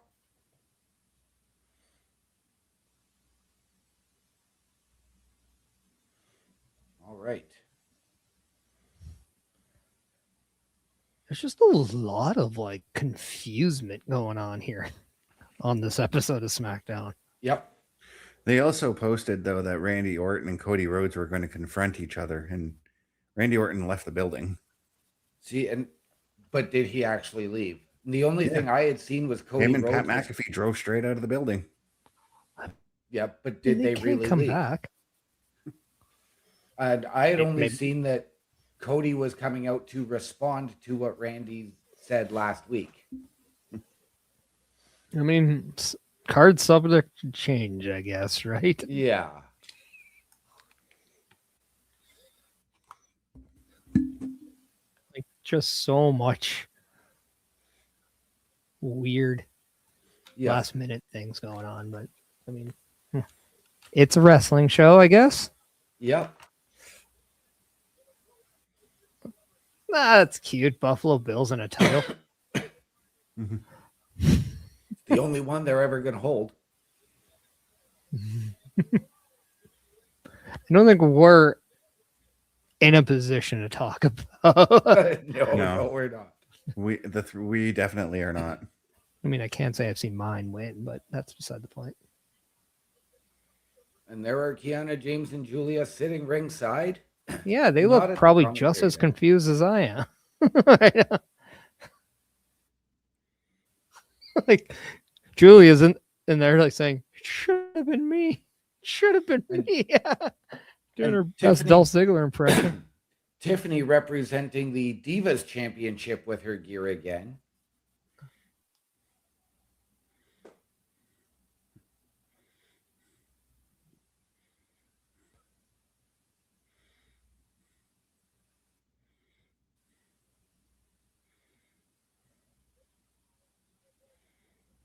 I mean, don't get me wrong. I'm excited as hell to see Jordan Grace back on our screen, but Right? I mean, we could have promoted this a little bit better.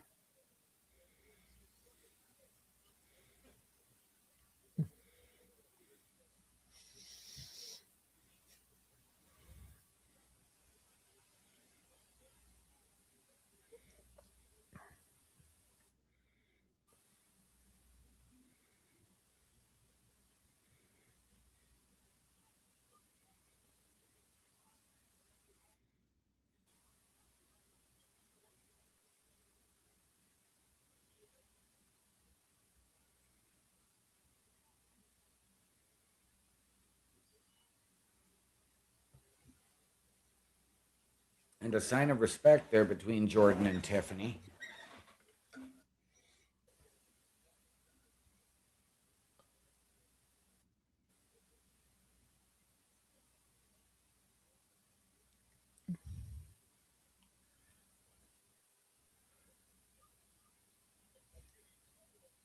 No, it's. I am intrigued in this match, but we also did see in a segment that wasn't on a show a couple weeks ago, but WWE.com did have it out there where Tiffany Stratton did go to Chelsea Green and saying, okay, I'm willing to listen to you about how to beat Julia after the loss she had in the non-title match. Mm-hmm. Which still, like, I'm still going to stand pat on. I'm glad she didn't get a title shot, but normally when you lose to the champion, you don't always go thrusted back in the number one contender, but we're here. Yeah. Will we see Chelsea Green or Alba Fire out here today? in any way.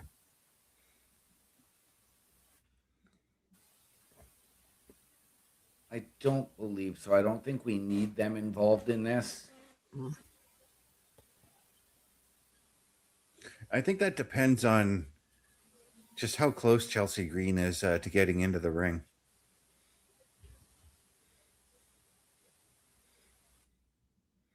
And yeah, you can still have Chelsea come out and Alba Fire interfere or interrupt on Chelsea's behalf.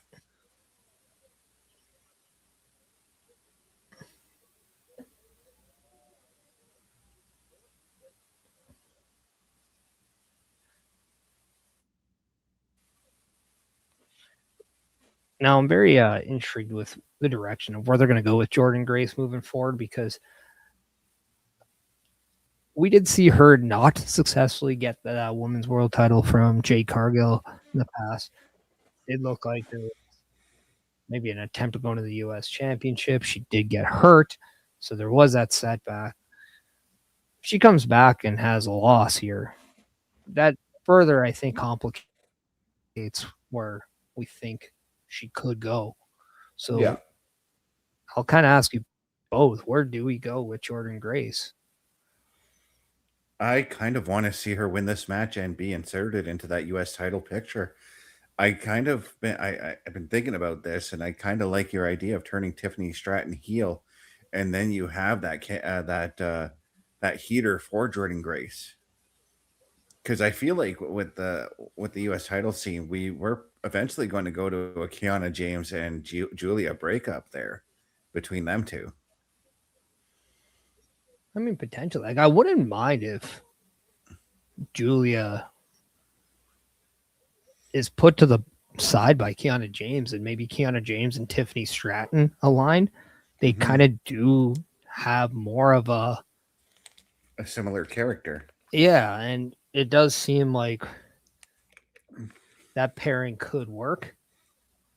See, and I wouldn't mind, because this was a match that I had, pegged when we first found out Jordan Grace was coming, not only to SmackDown, but to WWE. And this was something I would have loved to see for the women's title. But what about the idea? Do you maybe pair off Jordan Grace and Tiffany Stratton and put them into the tag title picture? You got to make it make sense to me for that to happen right now. I mean, if they both unsuccessfully claim the U.S. title and they don't know where else to go, as Tiffany Stratton did lose the championship and then now she can't get that U.S. title, Jordan Grace would be in the same situation. So I guess they could then come together and say, look, we didn't get it done here. We didn't get it done there. So why don't we come together and try to get it done here with the tag title? I mean, I could see that, but there definitely has to be some patience on it, letting that become a natural organic thing. Yeah. As we were just seeing a little bit of a bit of aggression out of Tiffany Stratton there before that pinfall.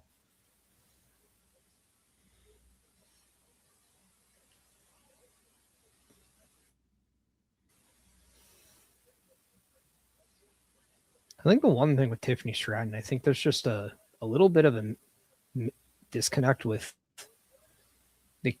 her trying to find a new character post what she was coming out of NXT, what she was for a long time. Then she wins the title. She becomes that baby face out of Nia Jax. Then she goes into that feud with Charlotte. And as much as we thought that was going to elevate Tiffany Stratton, it really kind of didn't. Yeah. And that's where I think a heel turn could be like a soft reset for her. At the same time, like, Blake Monroe is another name that I am hearing potentially for a call-up. Would a Blake Monroe Tiffany Stratton rivalry do something for both of them? Or are they too similar in their characters? It's almost like you're pairing two alpha females in that. And I know that the duo alpha female tag teams do work, because I mean Charlotte and Alexa, but yeah, I don't know. I kind of like I kind of like Blake on her own. Well, that's I what I'm think saying. the Do we same go goes to for Tiffany Tiffany. versus Blake as a rivalry? Oh, I thought you said tag team. Um, I think so, but I think that could work. But I kind of, if you're going to do that, I want to see Tiffany become a little bit more grittier, so that it'd be like an opposites fight kind of thing. It's sort of like what we're getting right now with Blake Monroe and Tatum Paxley, anyways. Yeah. Which this Yeah, and Tuesday I'm really liking kind of the involvement of Blake Monroe in NXT right now, to the point where I don't want to bring her up right now and Mhm. kind of let that momentum get away. Yeah. No. But And I think that but who I think I am ready to see come up is JC Jane. Yeah. And I think that, you know, with all of the names that we have been hearing for these potential call-ups, you can't risk losing all of those with nobody to replace them. So if you've got Blake Monroe there, you can get her into that or that NXT women's title picture. Well, I think Chelsea Green does a good job of maybe doing something with Tiffany Stratton. Like, that was something I think that was in the picture for a bit, and then Chelsea Green gets hurt. So I think that kind of stalled that program. But even if like a Rhea Ripley was to come over, that could be a great opponent for Tiffany Stratton to kind of either fight alongside with or even go up against, and then getting that feud with somebody of like merit, like a Rhea Ripley, who is undeniably one of the top females in the division. Yeah. I think that that's something that would definitely help Tiffany out.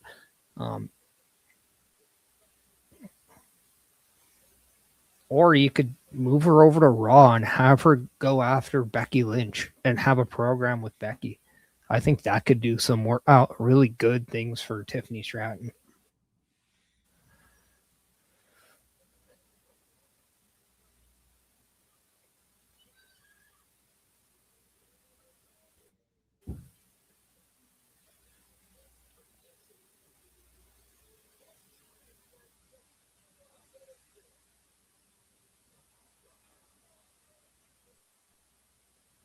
And Tiffany picks up the win off of the prettiest moonsault ever.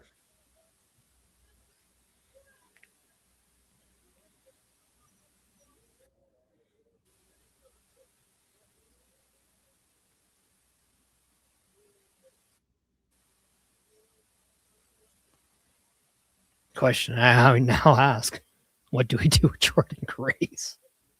Yeah. Mm-hmm.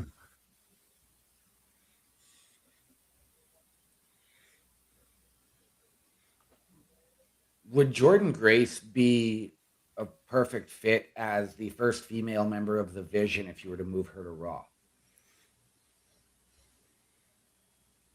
Yeah, but so would a Sol Ruka. See, and I'm not sold on Sol Ruka.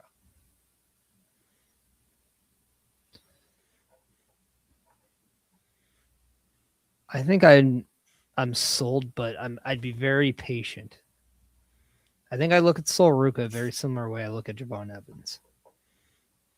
Of knowing that what I see right now might kind of be really cool to watch, because they are definitely highlighted by a move that looks very impressive.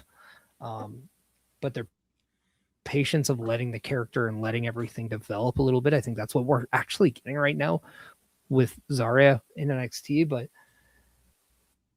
I think there's more of that is needed with Sol Ruka than what we normally get. Mm-hmm.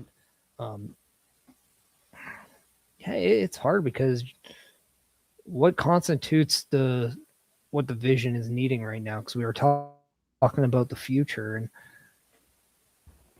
is that going to be a future, or are we going to see, like, does somebody like a Thea Hale make a jump and go, she's someone that has a big future, and I can actually see her not needing a title right now on Yeah. NXT to make to the main roster. Yep. But it's hard to say. I think right now the Vision just needs to get healthy, because right now I have lost a lot of interest on that group because of its injuries.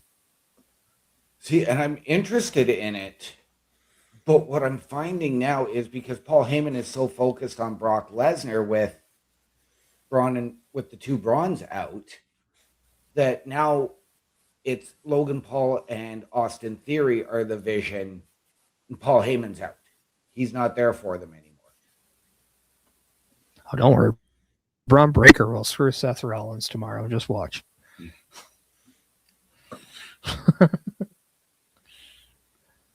Yeah, we'll more than likely see everything back to normal come Monday, anyways.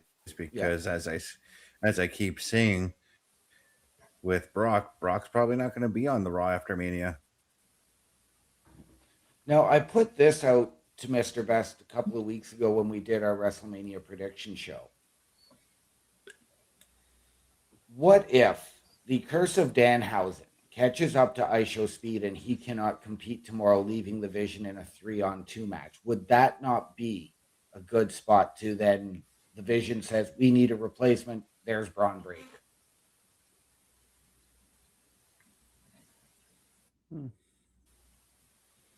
ISHO Speed is in Las Vegas right now, so I think we can throw that out the window. He might be there, but something might happen to him. Yeah. Mm-hmm. I mean, it's not like Braun Breaker hasn't speared ISHO Speed before. Right? Right. But if you're saying the Vision are in need of assistance, well, then we have a little bit of common intrigue, because so are we. A Turnbuckle affiliation program is looking for more people. If you have passion level for pro wrestling, sports, videos, games, or something else, then Turnbuckle Studios is the place to be. If you have ever wanted to pursue content creation and want to join our team, then we would love to have you. Check out turnbucklestudios.org or contact us by email today, because your future is now, and we want you to tap in.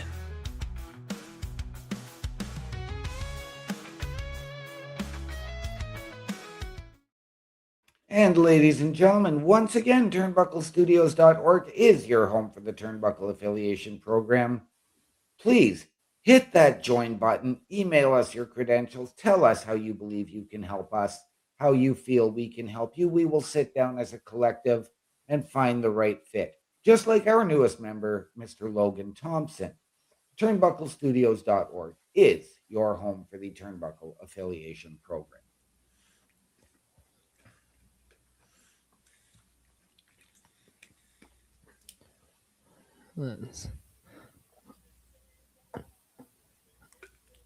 And the owner of the Lemon Pepper Steppers is making his way down the ring. Trick Williams minus a little WYATT. Thank goodness.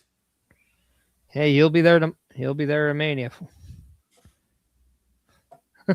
Why? That Because one makes WWE sense. likes making money. That one actually makes sense to me. Trick getting that makes sense. It's other ones that kind of have a little bit of shoddy stuff, but what does make sense is having 4 people. So,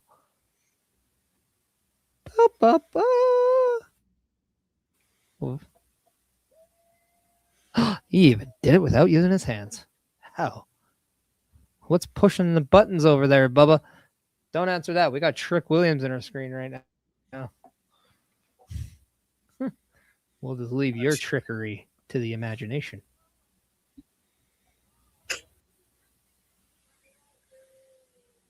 Really quick. Daughter says goodnight, everybody. I'd say goodnight, but if she's watching us and not going to bed, you're in big trouble, Missy. She's in bed.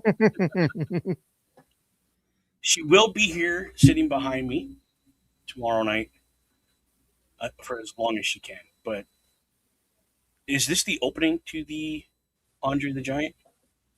Cool. No, this is just Trick Williams cutting a promo. We still have another hour to go, man. 3-hour show. No. I get that. I was hoping. That's all. And this is why we're not getting Lil Yachty tonight, because of what Sammy did to him. So what, he's not good 7 days after, but 9 days after, he's jumping out of burning buildings. Okay, now. Yep. That's WWE logic for you for healing. I mean, fair. That's funny. Sure did. Just imagine what he's going to hit with you, Trick. He might unpeel your lemon pepper steppers and then make some lemon juice out of it. Want to talk about it? No, not at all.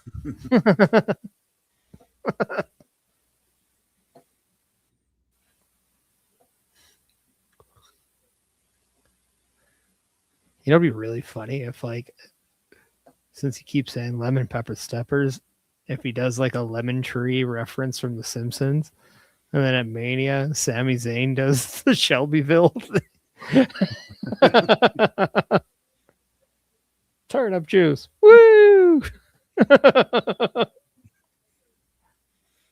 He calls out Sami Zayn. Oof. He calls him the gingerbread man. He is the gingerbread man. Oh my god. No way.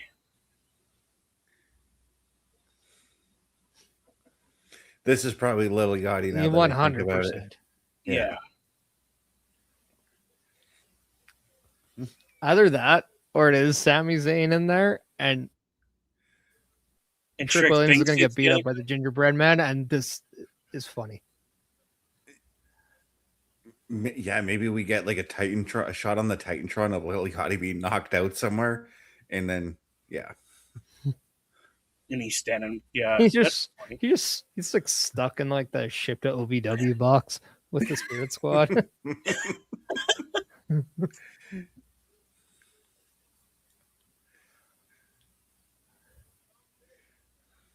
That's funny. Holy cow, dog! I actually kind of do think this is Sami Zayn. I think so too. He looks He looks a little tall to be Lil Yachty, I'm not gonna lie. I mean, the dancing gives me Sami Zayn vibes. Yeah.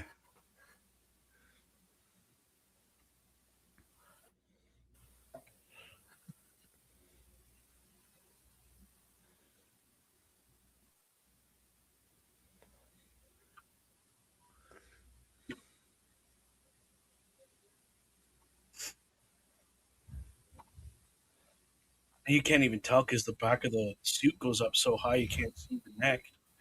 Yeah, I was trying to look and see if we can see the curls of Sammy's hair. Hey, stop trying to look up this gingerbread man, Bass. We have a shorter run. I can't help it.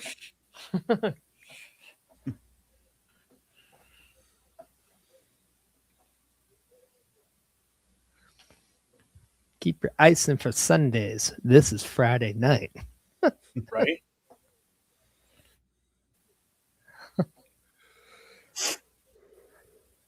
Oh, that's Sami Zayn underneath there. Yeah. You see his beard sticking out the bottom.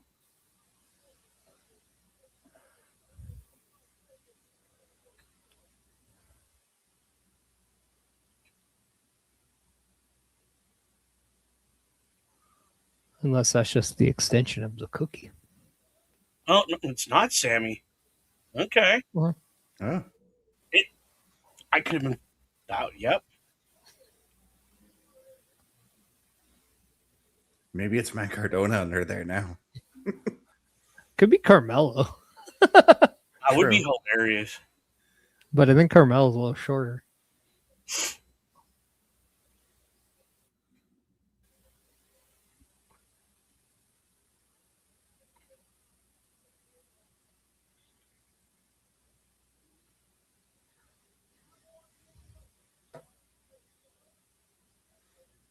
It's Io Sky's sister right there.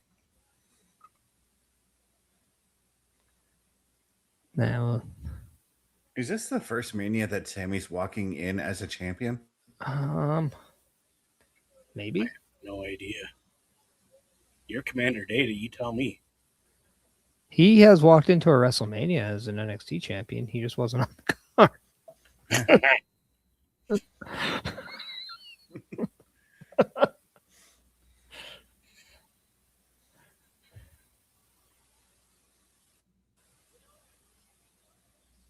Unless he was Intercontinental champion going into a WrestleMania.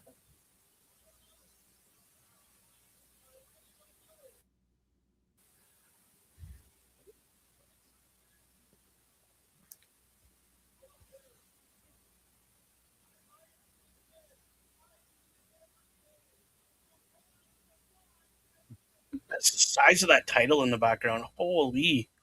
It's the replica crown jewel. Yep. My goodness, that is huge. Well, it's probably half the size of the real one. Because that belt's gigantic. That's ridiculous.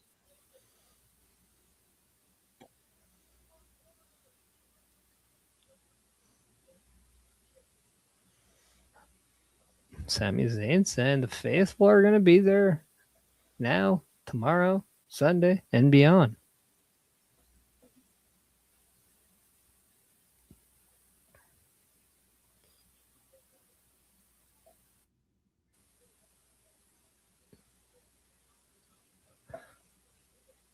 Now, where are you guys on Sami Zayn? Are you wanting to see maybe a character change out of him? Not so much a character change, but maybe a character adjustment would be fine. There has been speculation that that double turn could very well be a part of this match.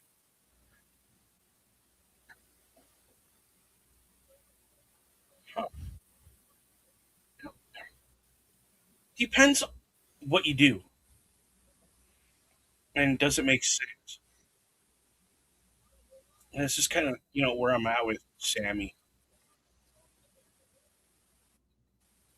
Like, you're going to toss him off the deep end and hope for the best?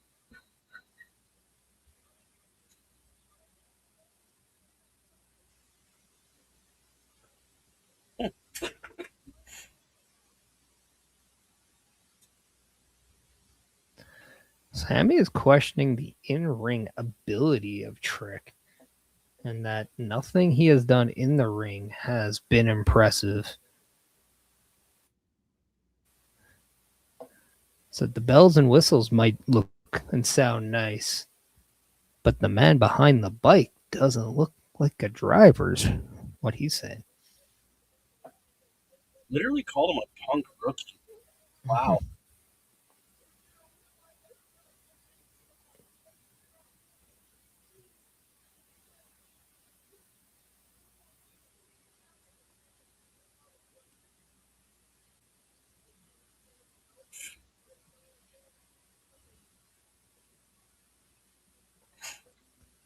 Disco Inferno is better than Pat McAfee, says a sign in the audience.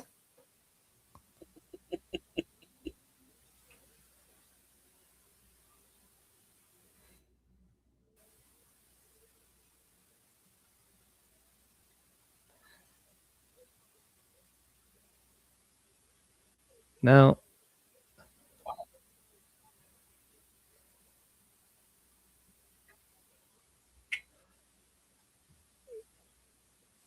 this might be one of the most easy matches to predict, but is there a chance that Sami Zayn walks out of WrestleMania still U.S. champion? Yes.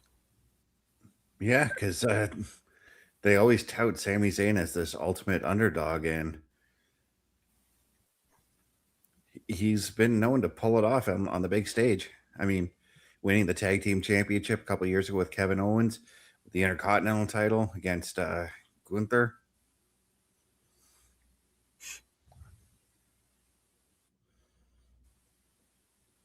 Yeah. And there's always that chance he could.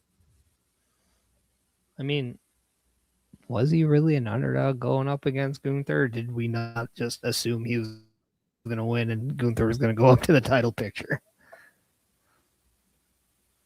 I mean, they were portraying him as the underdog in the story, so.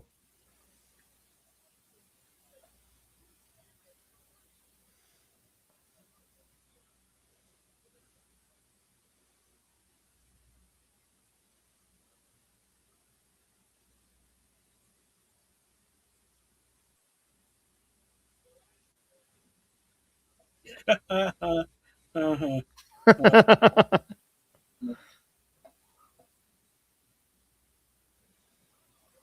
And there we go, trading blows, Trick and Sammy.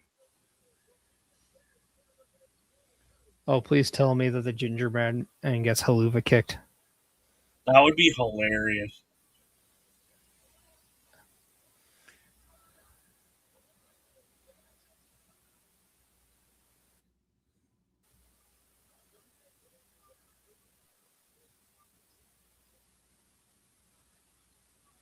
Now we're chanting gingerbread. Yeah, I think the gingerbread man's gonna eat a haluva kick. Just like, please time out. No, don't hurt me. No.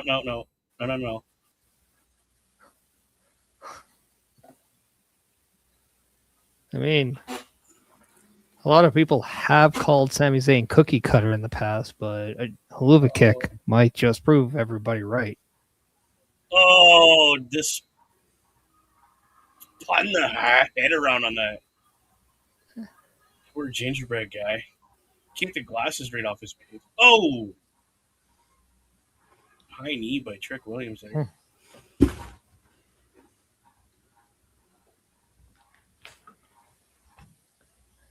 And I think Las Vegas wants to see Trick Williams as the new U.S. champion. I think so, yeah. We'll find out Sunday.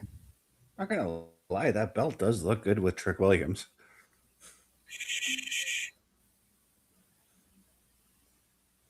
Just because it glitters with all the fake gold he's wearing. Well, I did say black and gold is a great color combination. We've seen Trick with all kinds of gold, and all the gold looks good on Trick Williams. Says the number one member of the fan club down here. Hey. The only thing I don't like about Trick is that finisher. So just as a heads up, everybody, the next hour of SmackDown will be commercial free. Okay. That is great knowing we watch it on Netflix, so we don't get commercials. We just get ads. Like this one. Turnbuckle Studios and the Turnbuckle Affiliation Program bring you the week of streams. All times are in Eastern Time. Monday nights you get the Locker Room Breakdown at 7 p.m., followed by the Raw Patrol at 8 p.m. Tuesday brings you the flagship show, Turnbuckle Talk, at 8:05 p.m. Wednesday we play games with the PlayStation Showcase at 8 p.m. Thursday we go TNA as we brace for Impact at 9 p.m. On Fridays, join us for the SmackDown Security Detail at 8 p.m. The weekend brings you Saturday Night Gaming at 8 p.m. On Sunday, be sure to catch the Chris Parrish podcast at 12:15 p.m. And later that night, we have the Borsnest at 8 p.m. Be part of the shows and join the chat every day. And please visit turnbucklestudios.org.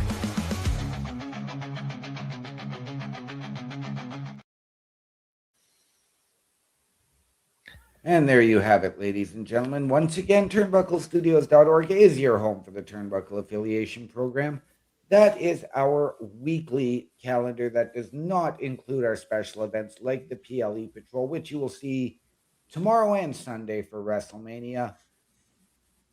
And ladies and gentlemen, we want you to meet the team and the hosts of those shows: Chris Best, Chris Parrish, Bubba Duke, myself, Logan Thompson, and the Godfather, Carl Carafel. Go to the host section, click on each of our individual links, and get our socials. Watch our latest weekly live episodic shows. All of that and more at turnbucklestudios.org.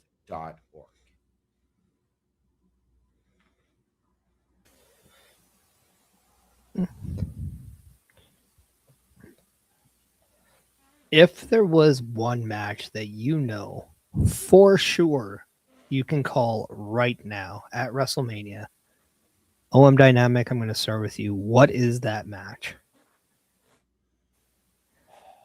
One match that I know I could call for sure.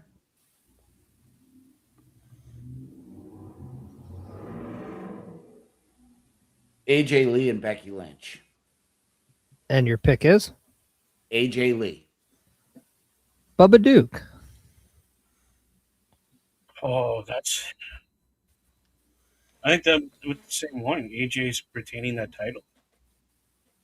Like, no question. Chris Best. Obafemi and Brock Lesnar. Obafemi's taking that one. So I think the easy one is the Demon against Dom Mysterio. I think that one is the most obvious. But I think the one that we just saw, I think it's quite obvious. I think we're going to go into the world where we're going to see the new kind of come in. Best you alluded to Obafemi. Trick Williams is another one. Could Javon Evans be the guy that walks out Intercontinental Championship? I think it could be very likely, depending on how we want to view this next chapter of WWE. We all know WrestleMania is looked at as the biggest show of the year, but we also see it as a chapter that concludes the last year, and that the new season of WWE starts with the Raw after. And so I am very much intrigued with who they choose, they as in WWE, as the new, let's go with progressive performers, as we're seeing the progressive advertisement here. But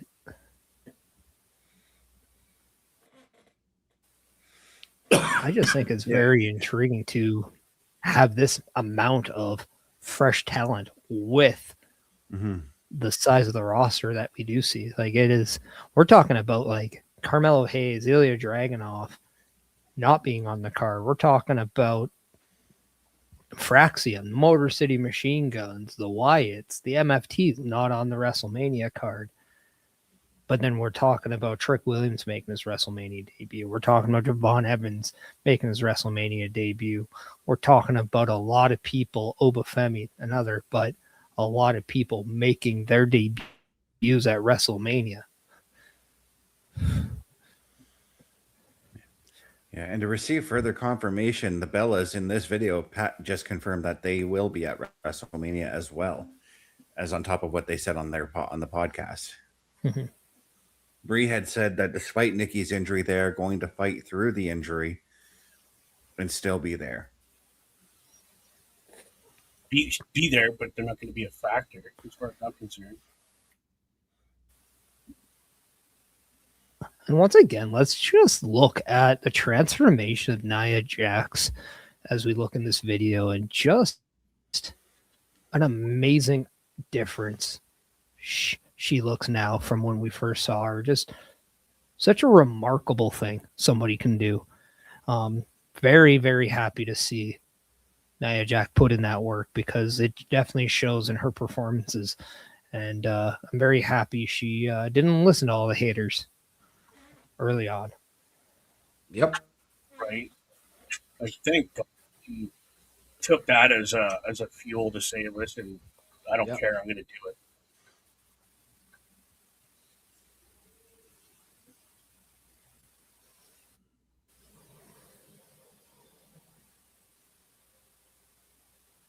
This pairing still kind of boggles my mind.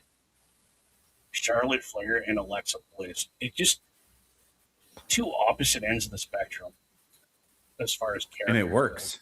Yeah. I was just saying, it's phenomenal. I mean, they always did say opposites attract, right? Very true.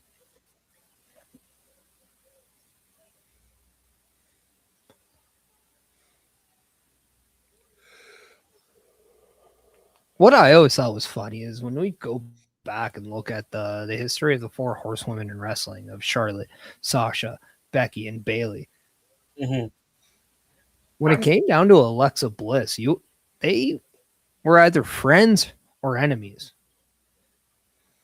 Who would have thought that Alexa Bliss would have so much success in her career with these 4 women throughout her time in WWE? Like, we've seen a lot of matches over the SmackDown World Title with Becky Lynch. We're seeing this tag run with Charlotte Flair. We saw that This Is Your Life segment with Bayley that did record numbers in not the best category, but it happened, and we still talk about it, so it'll last an impression. And then we all know just when they were in the ring how good Alexa and Sasha Banks were together. So it's very amazing that even though they both have different ways of getting to the WWE, making their own ways throughout their time in WWE, the road came back to each other, and now they're having this amazing tag run with each other in Charlotte and Alexa. Yep. Yeah, I always thought that I like, we talked about the progression of Nia Jax since she returned. I mean, Alexa Bliss had some of the best progression when she got called up from NXT, because when she got called up, a lot of people thought it was way too soon. But damn, did she take everything in stride, and now she's easily a first ballot Hall of Famer.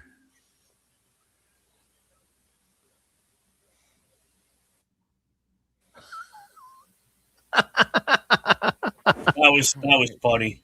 I'm not gonna lie. That was great. We're seeing like the mind games and the kind of those little tricks and those little ribs in here with these 4, and I'm kind of liking it. In fact, I am more convinced now that putting the tag titles in Bayley and Lyra moving forward and letting this just flourish into a good little tag feud over the titles, I think I'm there for it. Yeah. Oh no! We got the champ sliding into the ring. Yeah. Wow. This match didn't even get started. The referee never even rang the bell. Come on, ref, do your job. Ooh. Wow. Lash folding Flair in half with that kick. Oh, poor Bayley. She just kicked about 7 title reigns out of her body. True enough.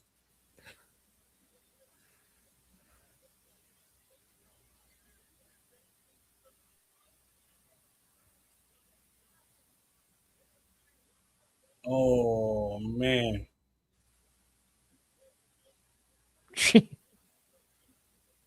I mean, say what you want about Lash Legend, but the girl can throw a shot. Yep.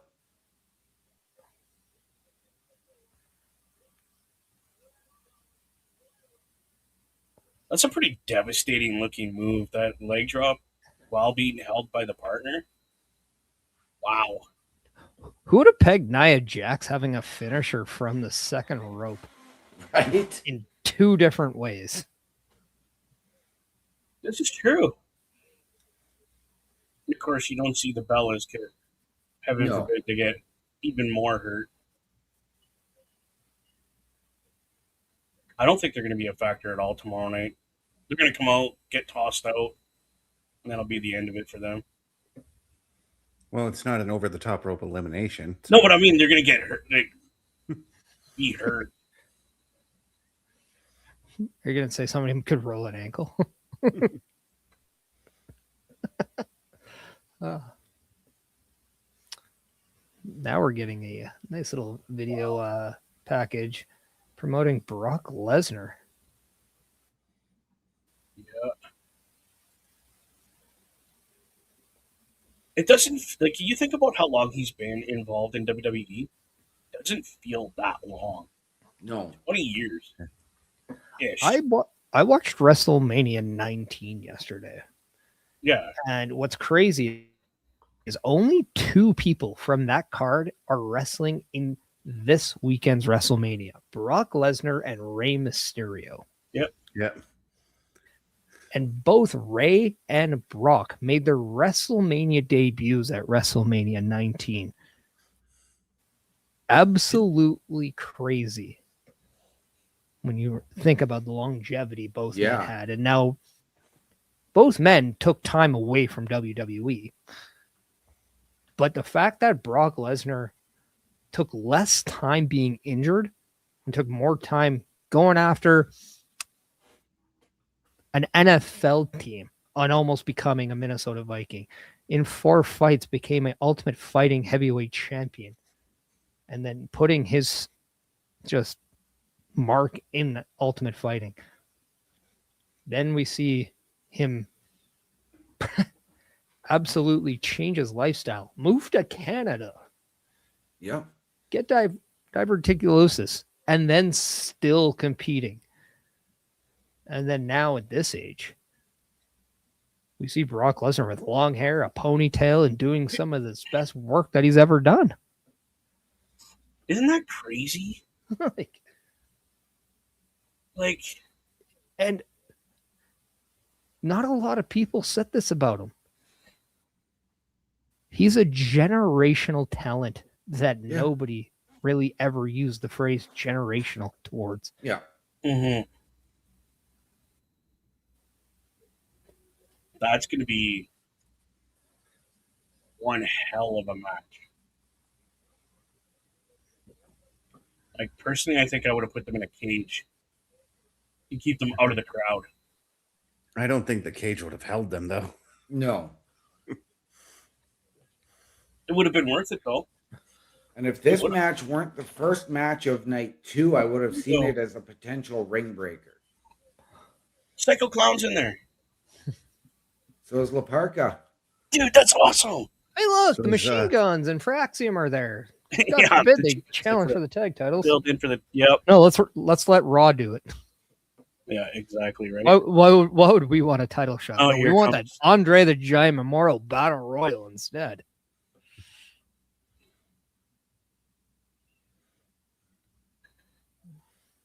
But here comes the guy I picked to win it tonight. Yeah. I don't even think my guy's in it. I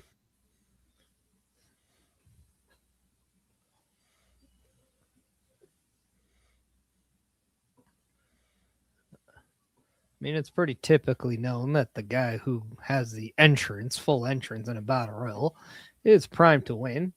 Yeah. So that means OMD is out because Kit Wilson's already in the ring. Otis is even in there. Right on. Let's go, Otis. Yeah, it's Raw, SmackDown. Isn't that Shiloh Hill from NXT? I told you. I told you guys. I said his name. He appeared. My secondary pick is here, boys. Are you still picking Royce Keys there? I mean, you have a good track record of not picking him. He loses the championship. I love it.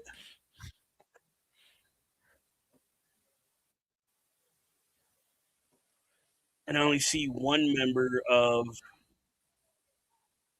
the family in the ring. He's laying in the middle of the mat. Like, come on, dude. Hey, if Gargano can do that the entire match, maybe he wins it. There's a Joaquin Wilde. Oh, well, there goes Kit. Yeah, there goes OMD's pick. By my guy. No, you said Danhausen. Yeah. Is Danhausen even in there? Nope. No. Well, my secondary pick is Joe Henry. Well, my secondary pick's the winner. Nobody cares. You pick Danhausen. Yeah. Well, he's not in the ring, so it doesn't matter. No. Oh, but it does. So that's why I did it at the beginning of the show. Yeah, that's not fair. I mean, to be fair, if we knew when we saw the people, I think we all would say it's pretty obvious. But is that Shiloh Hill also in the Battle Royal? Yes. Yep. I just asked that. Oh, what was? There goes Nathan Gargano. Frazier at the hands of Gargano, Yep. helping the Machine Guns, and we know that there's been some sort of collusion between that team. And he's helping Chris Sabin. Yeah, Oh, Who just got He didn't there, eliminated. Uh-oh. notice how both the Grande Machine Guns Americano. and Gargano are wearing pure black. both Americanos. Hey, you're. Oh, Oh, there Runnels they are both go. That's what you get for trying to tear masks off when you're about a month early from your mask versus mask match. Yep. The heck? Oh, it's Shiloh Hill Fennec. and Ilya Dragunov. They're just teeing off on one another, are they? Uh-oh. Yeah. I was gonna Ooh. see you later, Shiloh. Yeah. Thanks for coming. Shiloh, he went Hilarious. Laparca. high over that top rope.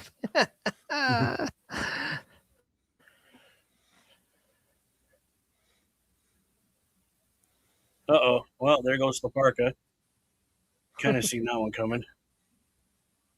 That's an innovative way of throwing somebody out, though. Yep. I enjoy that. And there goes Berto.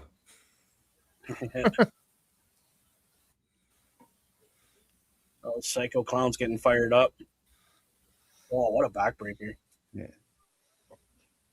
Oh, When we know Psycho Clown's getting fired up is when he tears the mask. that's what he's doing. Yeah, he's doing it now. And then somebody will throw him out. Yeah.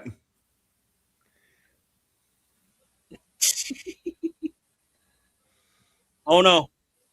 Oh, that was a Mack truck that just hit you, son. Hey, eliminated by the guy I picked. Royce Keith does not like clowns. No, he does not. Holy cow. Uh-oh.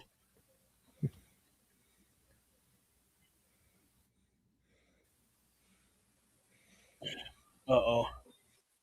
That's a great way of being eliminated. Yeah.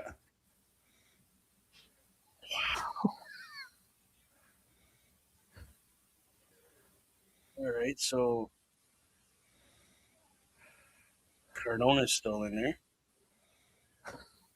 So is Gargano. Somehow So he helped. Tozawa, and I didn't even see him in there to start. Yeah, Tozawa was going to be your winner. Yeah. Wouldn't that just... Oh, and there goes Yeah. Apollo. I mean, technically, trying- Royce Keys was best second pick. He did initially pick Hornswoggle. Touche. As a joke, I did. Didn't make it Yeah. official. Mm-hmm. Wow. Could a win here be what really sets Joe? And OMD, you weren't even here yet when we did that. How would you know? Well, there goes Joe Henry. And there goes Bubba's pick. Would a Oh, win that's in this match really? You want mean to that play Gargano the got- role of Jerry Lawler and pick everyone else until you pick the winner there? Yeah, that's what I'm going to do. Sorry, oh, Diana. It's going to come down to, what's that, Talatonga? And It always comes down to the winner and the guy that almost won. Yeah, it'll be Talatonka, Johnny Gargano, and Royce Keys, with Tala and Keys fighting, and Gargano will flip them over. oh my God. Oh, we're tag teaming everybody now. Let's go.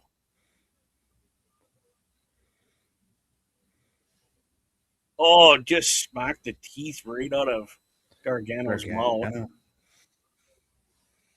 Wow.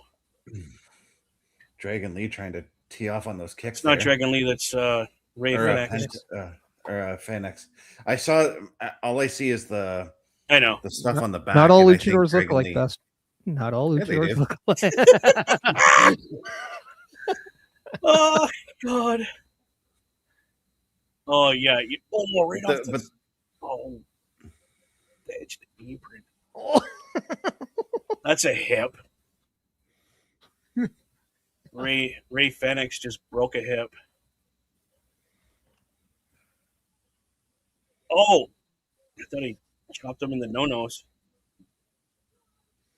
That was in the thigh. No, there goes Shinsuke Nakamura, Gandhi. Oh, Dragon. Oh, Lee, I was going to pick him. That was intense.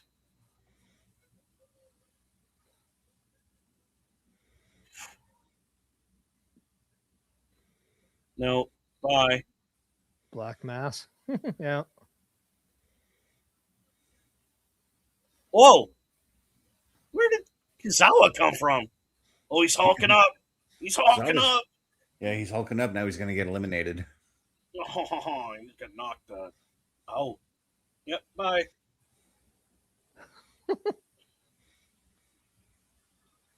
Otis is going to get mad now because he just eliminated his buddy. Otis just saw it. Yeah. I gotta ask, did Heath Slater get those shirts made? Because there's an extra R, just like when they did the core. Right. That's hilarious. Oh, well, there it goes.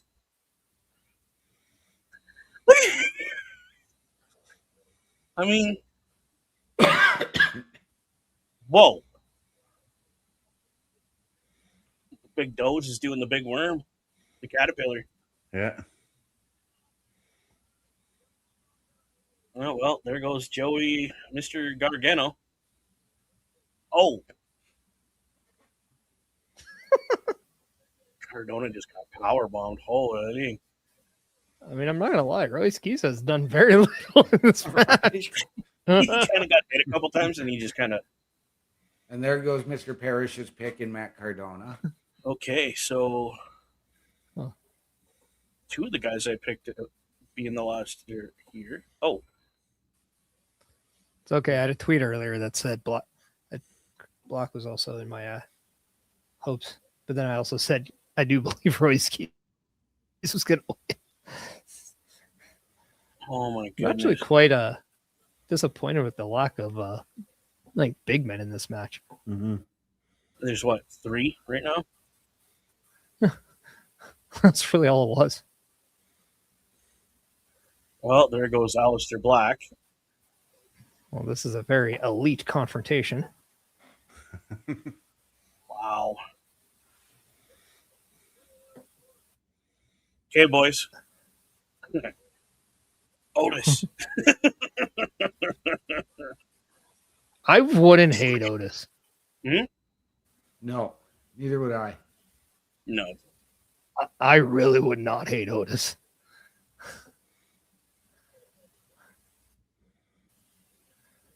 Oh my. Oh, What a kick Just- to the page. Well, there goes Otis. Oh.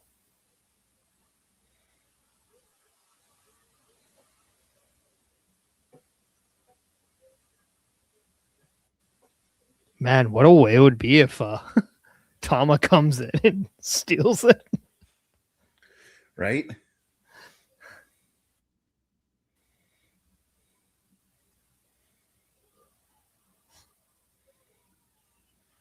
Wow. And my Wow. pick takes the win.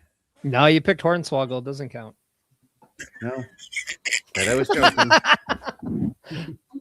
That was the reaction I needed. That's awesome.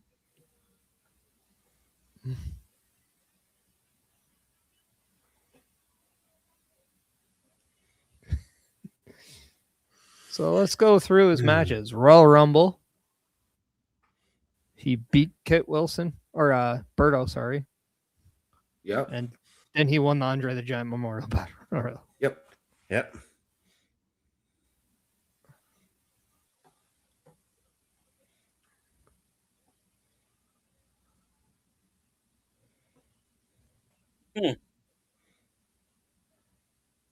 That's interesting.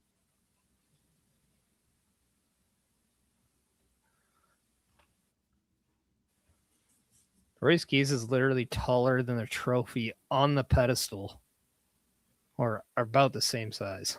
Yeah, he's maybe a foot shorter, if that. Yeah. I think the only man who has won that trophy that was taller was Big Show.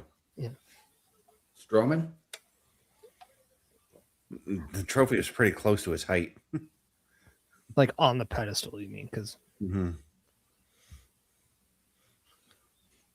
So we have no host tomorrow for WrestleMania. Who's going to host? John Cena. That's why you said there's no host. You can't see I him. can. He follows me. That's why I can see him. We've established this. You may Carl not and I see him. can see But him. you may not see him, but you could see the words. Yeah. Plus, his wrestling career is done now, so he's fully visible.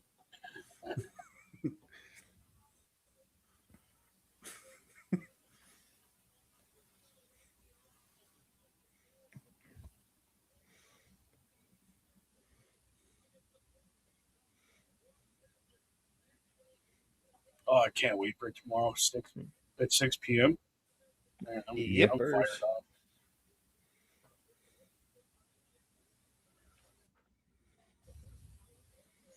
Yes, WrestleMania Night 1 starts at 6 p.m. Eastern Time tomorrow, so we will be going live then for the good old PLE Patrol. So make sure you're checking out Turnbuckle Studios and all that, and all those platforms, and let's help get that those subscription counts up if we can.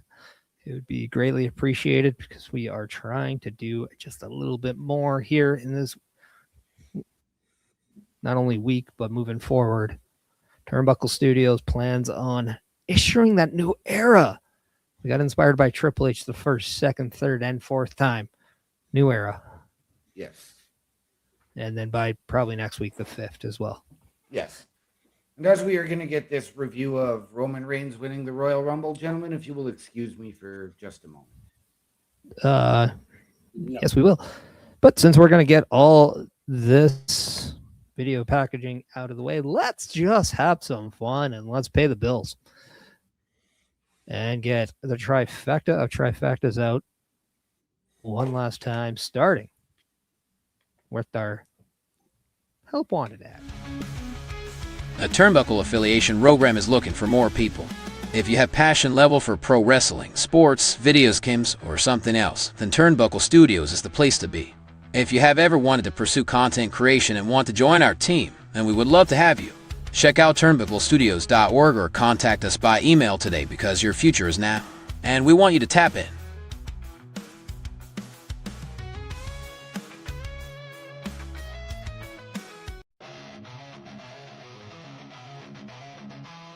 Turnbuckle Studios and the Turnbuckle Affiliation Program bring you the week of streams. All times are in Eastern Time. Monday nights you get the Locker Room Breakdown at 7 p.m., followed by the Raw Patrol at 8 p.m. Tuesday brings you the flagship show, Turnbuckle Talk, at 8:05 p.m. Wednesday we play games with the PlayStation Showcase at 8 p.m. Thursday we go TNA as we brace for Impact at 9 p.m. On Fridays, join us for the SmackDown SecuiryDetail at 8 p.m. The weekend brings you Saturday Night Gaming at 8 p.m. On Sunday, be sure to catch the Chris Parrish podcast at 12:15 p.m. And later that night, we have the Borsnist at 8 p.m. Be part of the shows and join the chat every day. And please visit turnbucklestudios.org. The Turnbuckle Studios store is open for you 24 hours a day, 7 days a week. Get the merch and represent the best from the shows you watch on a weekly basis. Multiple styles to choose from with over 10 products available. Don't get left out and pick up all your favorites today. Find us at turnbucklestudios.org. That's right, everybody. Turnbucklestudios.org is the website we would love you to go to. It has everything that you can possibly want. You could go ahead and fill out that resume to join the Turnbuckle Affiliation Program. All you have to do is fill out the form and find out what you want to do and what your best fit is if you want to become a member of Turnbuckle Studios and tap in. You can also check out us as individuals. if you want to go and check out the host section. That is where you get to know us on a little bit more from an individual standpoint and where to follow us. You can also check us out on our shows if you go /shows, and you can download every latest episodic episode we have. But then if you want to go and check out our amazing shop, just hit /shop and you can get all that amazing merchandise, and you can look just like the show and you can help support us, because we would love to see a little bit more of that turnbuckle community rolling some nice purple Turnbuckle Studios merchandise. So please, turnbucklestudios.org is that official website for the Turnbuckle Studios. As now Cody Rhodes is coming down the aisle. And we are left as the You and I, last buddy. man sitting. Do you believe Cody Rhodes walks out of WrestleMania still champion, or do you think we will see the 1-5 attached to the record books for Randy Orton? I think Randy Orton's taking it. Yeah. I really do.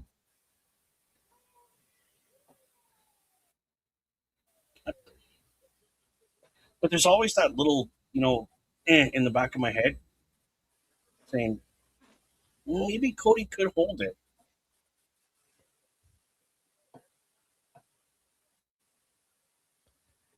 Now, I'm Dynamic. We're talking about the likelihood of Cody Rhodes walking out of WrestleMania still champion. What needs to happen if that was the case? Personally, I believe that is going to be the case. And I believe it's going to involve a Cody heel turn and Cody selling his soul. Still hell So bent by on then- the Rock. Okay. For someone that did not like or does not like The Rock, you really want him a part of WrestleMania. He's really selling it. Yeah, he's been really pushing. You've been really pushing for The Rock despite hating his guts. I don't like The Rock. I don't really want The Rock there, but I think that is the only way Cody is going to retain. And I think we need that Cody turn.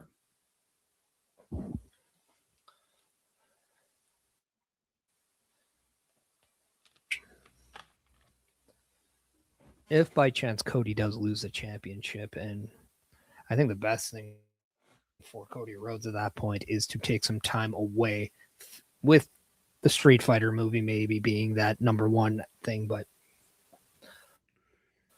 I really would not be upset if we get maybe a slow burn of a potential rematch at SummerSlam or at a ladder PLE. Mm-hmm. But I could see Cody taking the time away, but I think if you're going to do that, then when he comes back, you phase him and draft him to Raw.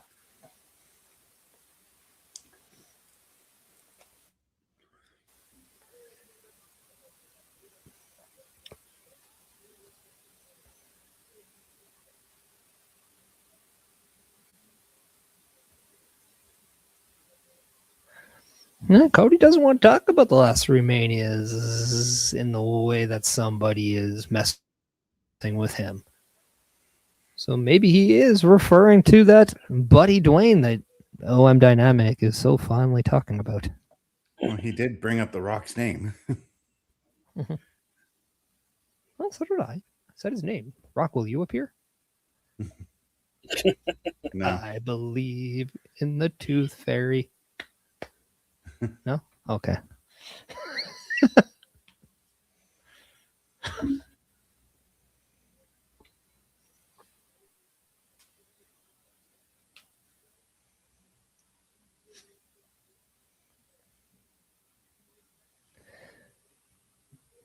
Yes, well, you were away there, Bess. We did talk about the likelihood of could Cody Rhodes actually walk out of WrestleMania still champion? I did predict him to win, but I predicted him to actually win it cleanly. because I'm kind of tired of Cody Rhodes and overbooked WrestleManias.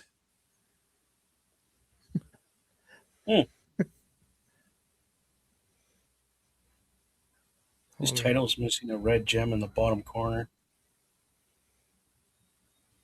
Right after the word champion.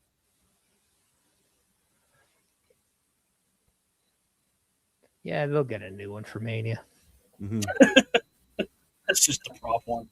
The real one's out being polished. Hey, we all know that there are multiple titles. Oh, God, yeah. What a thing.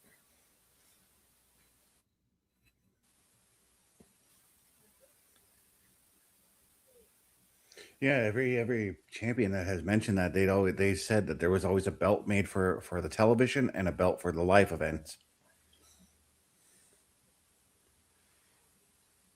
What? Oh, CM What? Punk. Why is CM Punk coming out? Because that's just what we do. And he's actually dressed in a suit? Yeah, I was doing media all day.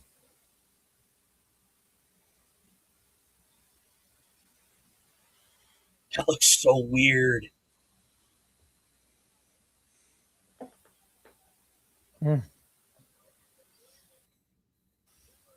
Yeah, CM Punk has been doing media pretty much all week, just like most of the I mean, yeah. superstars in WWE have been doing. And to be fair, when CM Punk does like interviews on like TSN and ESPN, he actually dresses up in suits for those too. For the majority of them, there are times he dresses what he wants to wear, which is Pat Disco Fever McAfee. What a sign. That guy, whoever that guy is, you need him to make more signs. Cody does not look happy that CM Punk interrupted him, but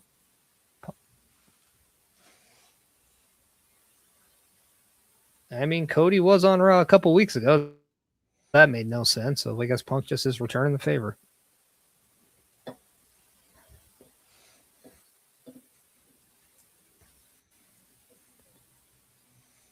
I mean, this would be an iconic match for the Crown Jewel Championship. Oh, God, yeah.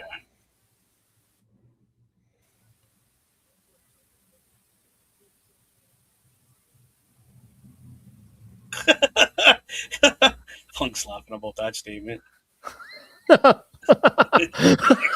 Punk's like, he's like, well, maybe now.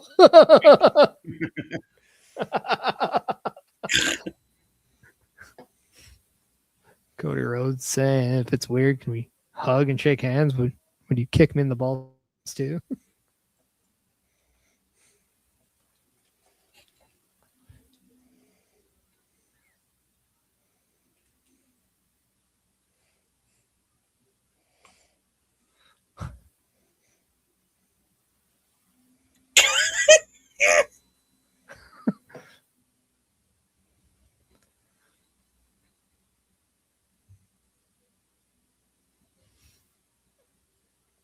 Now, Well, that also makes sense as to why he's in the suit too. The Hall of Fame is happening right after this show. Yeah. yes.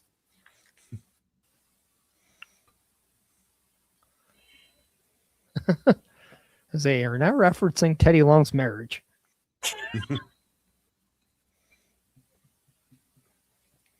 See, everybody, this is what happens when you have a Hall of Fame and you have sober people on microphones. Right? I bet you there's nobody even in Gorilla.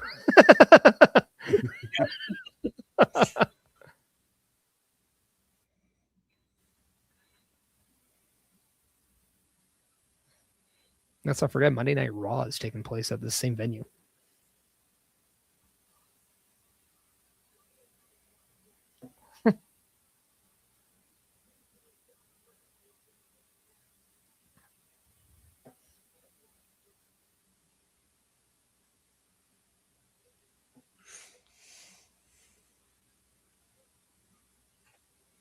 Yeah.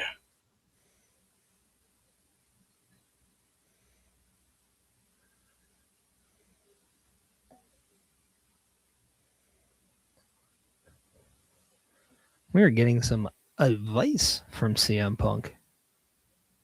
Yeah, right.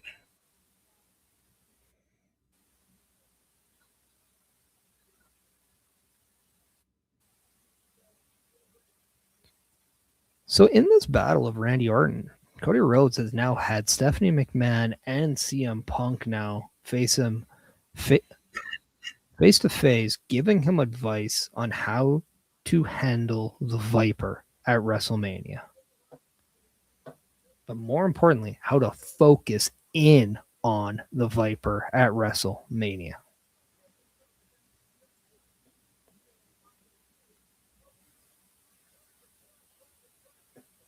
And here's where the ball kick comes in.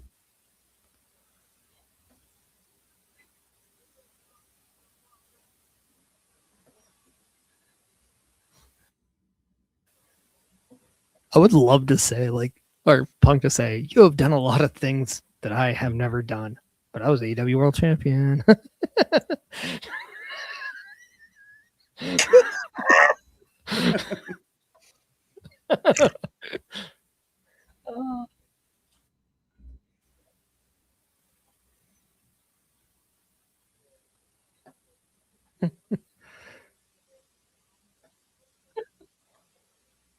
Oh, that was a good one, Parrish.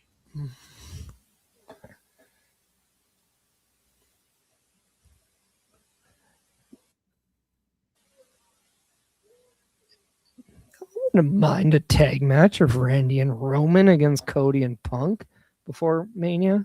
I can get behind that.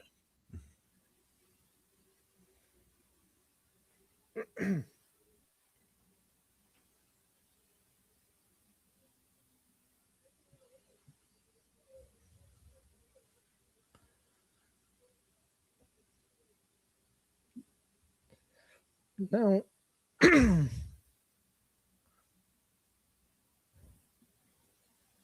which champion is more likely to walk out of WrestleMania? CM Punk or Cody Rhodes? Let us know in the chat. That's a really good question, dude.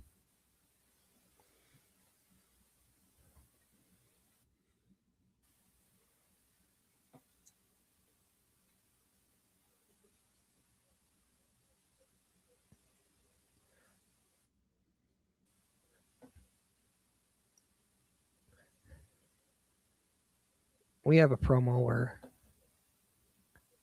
Cody and CM Punk are acting as they're each other's support system. Right. So the big question is there something that's going to brew between CM Punk and Cody Rhodes at WrestleMania in any way, shape, or form? Ooh. What if Punk comes in to help Cody retain that title because of outside interference from Pat McAfee?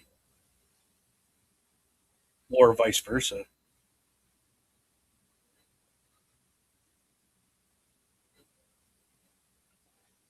that a scar on Cody Rhodes' face? I don't think so. Like right kind of Where on his on face? his forehead? It looks like it. That almost goes perfectly into his hair. I'm just saying.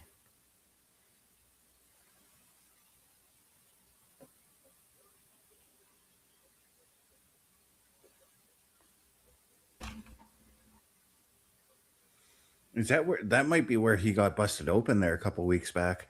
Yeah.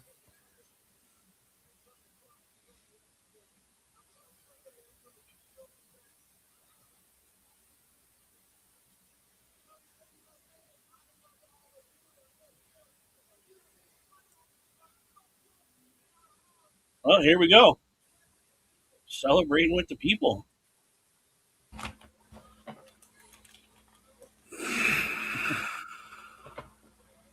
This Holy is cow. 100% just a do what you want type show. I am Yeah. so pretty much convinced of that.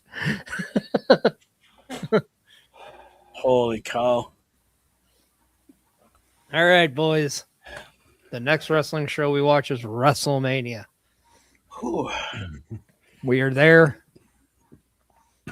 before we get there, we have to leave here. So let's go around the horn with the good old banner going.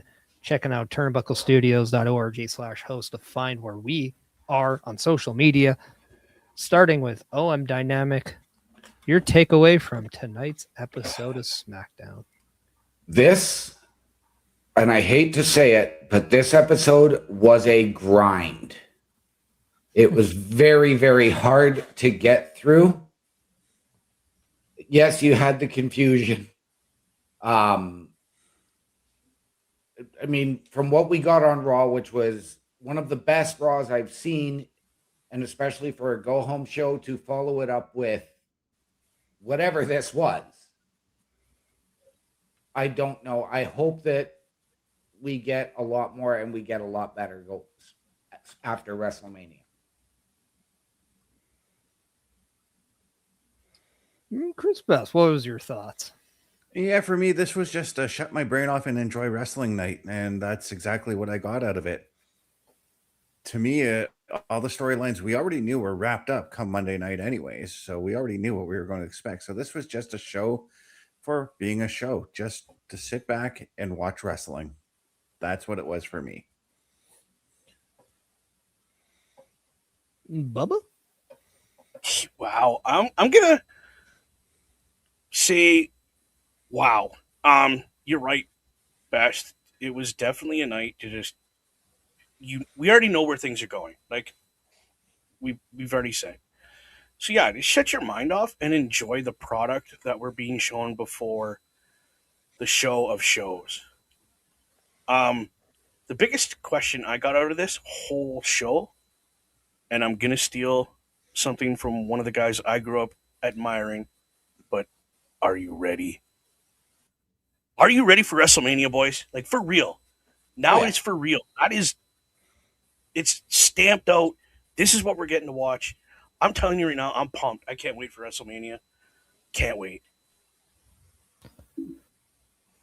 Yeah, and I kind of have to go back to like what OMD was saying. Like, this is the official go-home show. This was the last televised show before WrestleMania, so a little bit more of a okay, like, let me get fired up moment. Like, I get it. I understand that Raw is your A show. That is your flagship show. The majority of the big moments are going to be on Raw, but, you know, a little bit of Randy and Cody. Yes. Who gets the one up? Could have been maybe just nice to see maybe Pat McAfee try to get to Cody Rhodes, but Cody Rhodes maybe does something, and like Randy Orton, like, you know, like just a little bit of things like there. Maybe Jelly Roll comes in, hits a crossroads on Pat McAfee, and that could have been something. I don't know, but a little bit something to help out. Like, I think one of the better matches that we got some let's care about was the women's tag team. At least for the most part, we got the majority of the people there. We know why the Bellas weren't there, but at the same time, we wanted, like, I think a little bit more of a "are we ready" kind of a thing. You know, it's very easy to say tomorrow's WrestleMania, but I don't know. Something did fall flat today, and maybe it's just because there's a Hall of Fame later after. Maybe it's because there's a lot going on, but maybe let's not put a Hall of Fame on a Friday moving forward. Let's not put so much on if we can't worry about doing the SmackDown the right way, because I will agree, Raw was a way better show than SmackDown. But that said, turnbucklestudios.org/host is where you can find all four of us, as well as Logan Thompson and Carl Carafell. Thank you, everyone, for joining us. OM Dynamic, take us home. Ladies and gentlemen, once again, please remember, the world is better with you in it. From all of us here at Turnbuckle Studios, to those of you out there wherever you are, good night, good luck, we out. Lights go down, the sirens sound. You know what time it is. D-Train.